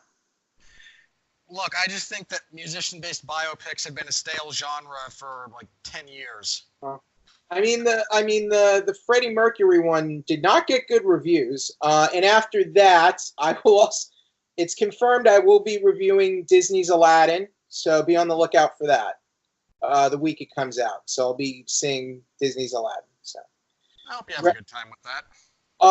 Another review I did, if anyone here likes anime, if anyone's listening likes anime, I also reviewed Code Geass, Lelouch of the Resurrection, which is the new continuation of the franchise in the anime.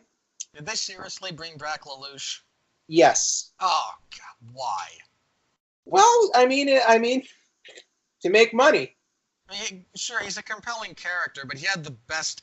Like his death was about as well set up as you could and executed as you're gonna get. The thing is, this new movie they made it's a continuation of the compilations. So, and this is what greatly upset me about the movie is that it ignores the entirety of the series. It goes off of the compilation films that retold the story. And that there are important events in the compilation films that are basically avoided or just wiped clean. So it's not only a continuation; it's a retcon. The whole movie is basically a retcon because they retcon the entire series out of existence, which greatly annoys me because the series is how I got into this whole thing. So that was my big sticking point about the film. And yeah, I don't think it's a big spoiler to say Lelouch is still alive. So if you want, considering the title, yeah, it's in the title, it's in the freaking poster, it's in the trailers. I mean, yeah, he's not dead. It's like he's alive at the beginning of the movie. So, and even his resurrection is explained in a very kind of lampshady, haphazard kind of way. But whatever. You gotta make, look, anime producers gotta make money too, Robert. You know? I know. I get it. They gotta keep the lights on, because those guys are, the animators are worked terribly hard over there. So oh yeah. They got kids to feed and stuff. So hey, look, if the market responds, fair play to them.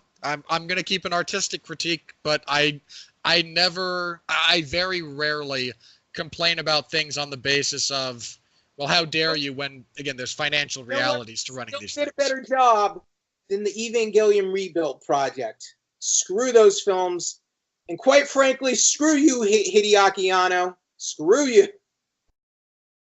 for what you did. You know what you did. All right. As for myself, Tuesday there will be a Damn You Hollywood. I can't remember what we're reviewing, but Mark and I think Alexis will be there to review it, so tune in. That'll be fun. I'll be back on, again, Saturday for UFC on ESPN plus 10. Hope you all stop by. That will be in the MMA zone of 411 Mania. I'm just kidding, Hideaki Anno, just so everyone knows. But I'm still angry about those films. I was just giving you a chance to come to your senses there. We'll be back next week to review, again, Fight Night 152. That will be it, actually, for next week. We'll just have the preview and then, the review, and then that next Saturday, the 25th, I have a Saturday off. I have no idea what I'm going to do with myself. Then the 26th, we'll be back to preview Fight Night 153, which is Gustafsson versus Smith. There's 3 light heavyweight fights on that card. Oh, sorry, 4. And 2 of them don't suck on paper. Wow. Never thought I'd see that. So we'll be back on the 26th to preview that event. So next week, just a review, and then of course any major news that breaks. So we will see you all then. Thank you all very much for tuning in. Always appreciated. Again, I'm well aware that you can get this kind of stuff other places. Thank you for your support. Please point your friends in our direction if they happen to be fans of the sport. Always trying to grow this. Always happy to take critiques, criticism. So if you got a suggestion or a question or a comment that you'd like addressed, by all means, you can leave them in the comments section on anywhere you find this podcast, and that usually makes its way back to me. And we'll see about, again, addressing some of those. All right, until then, thanks again. On behalf of Jeff, I'm Robert. Stay safe out there and continue to be well, be safe, and behave.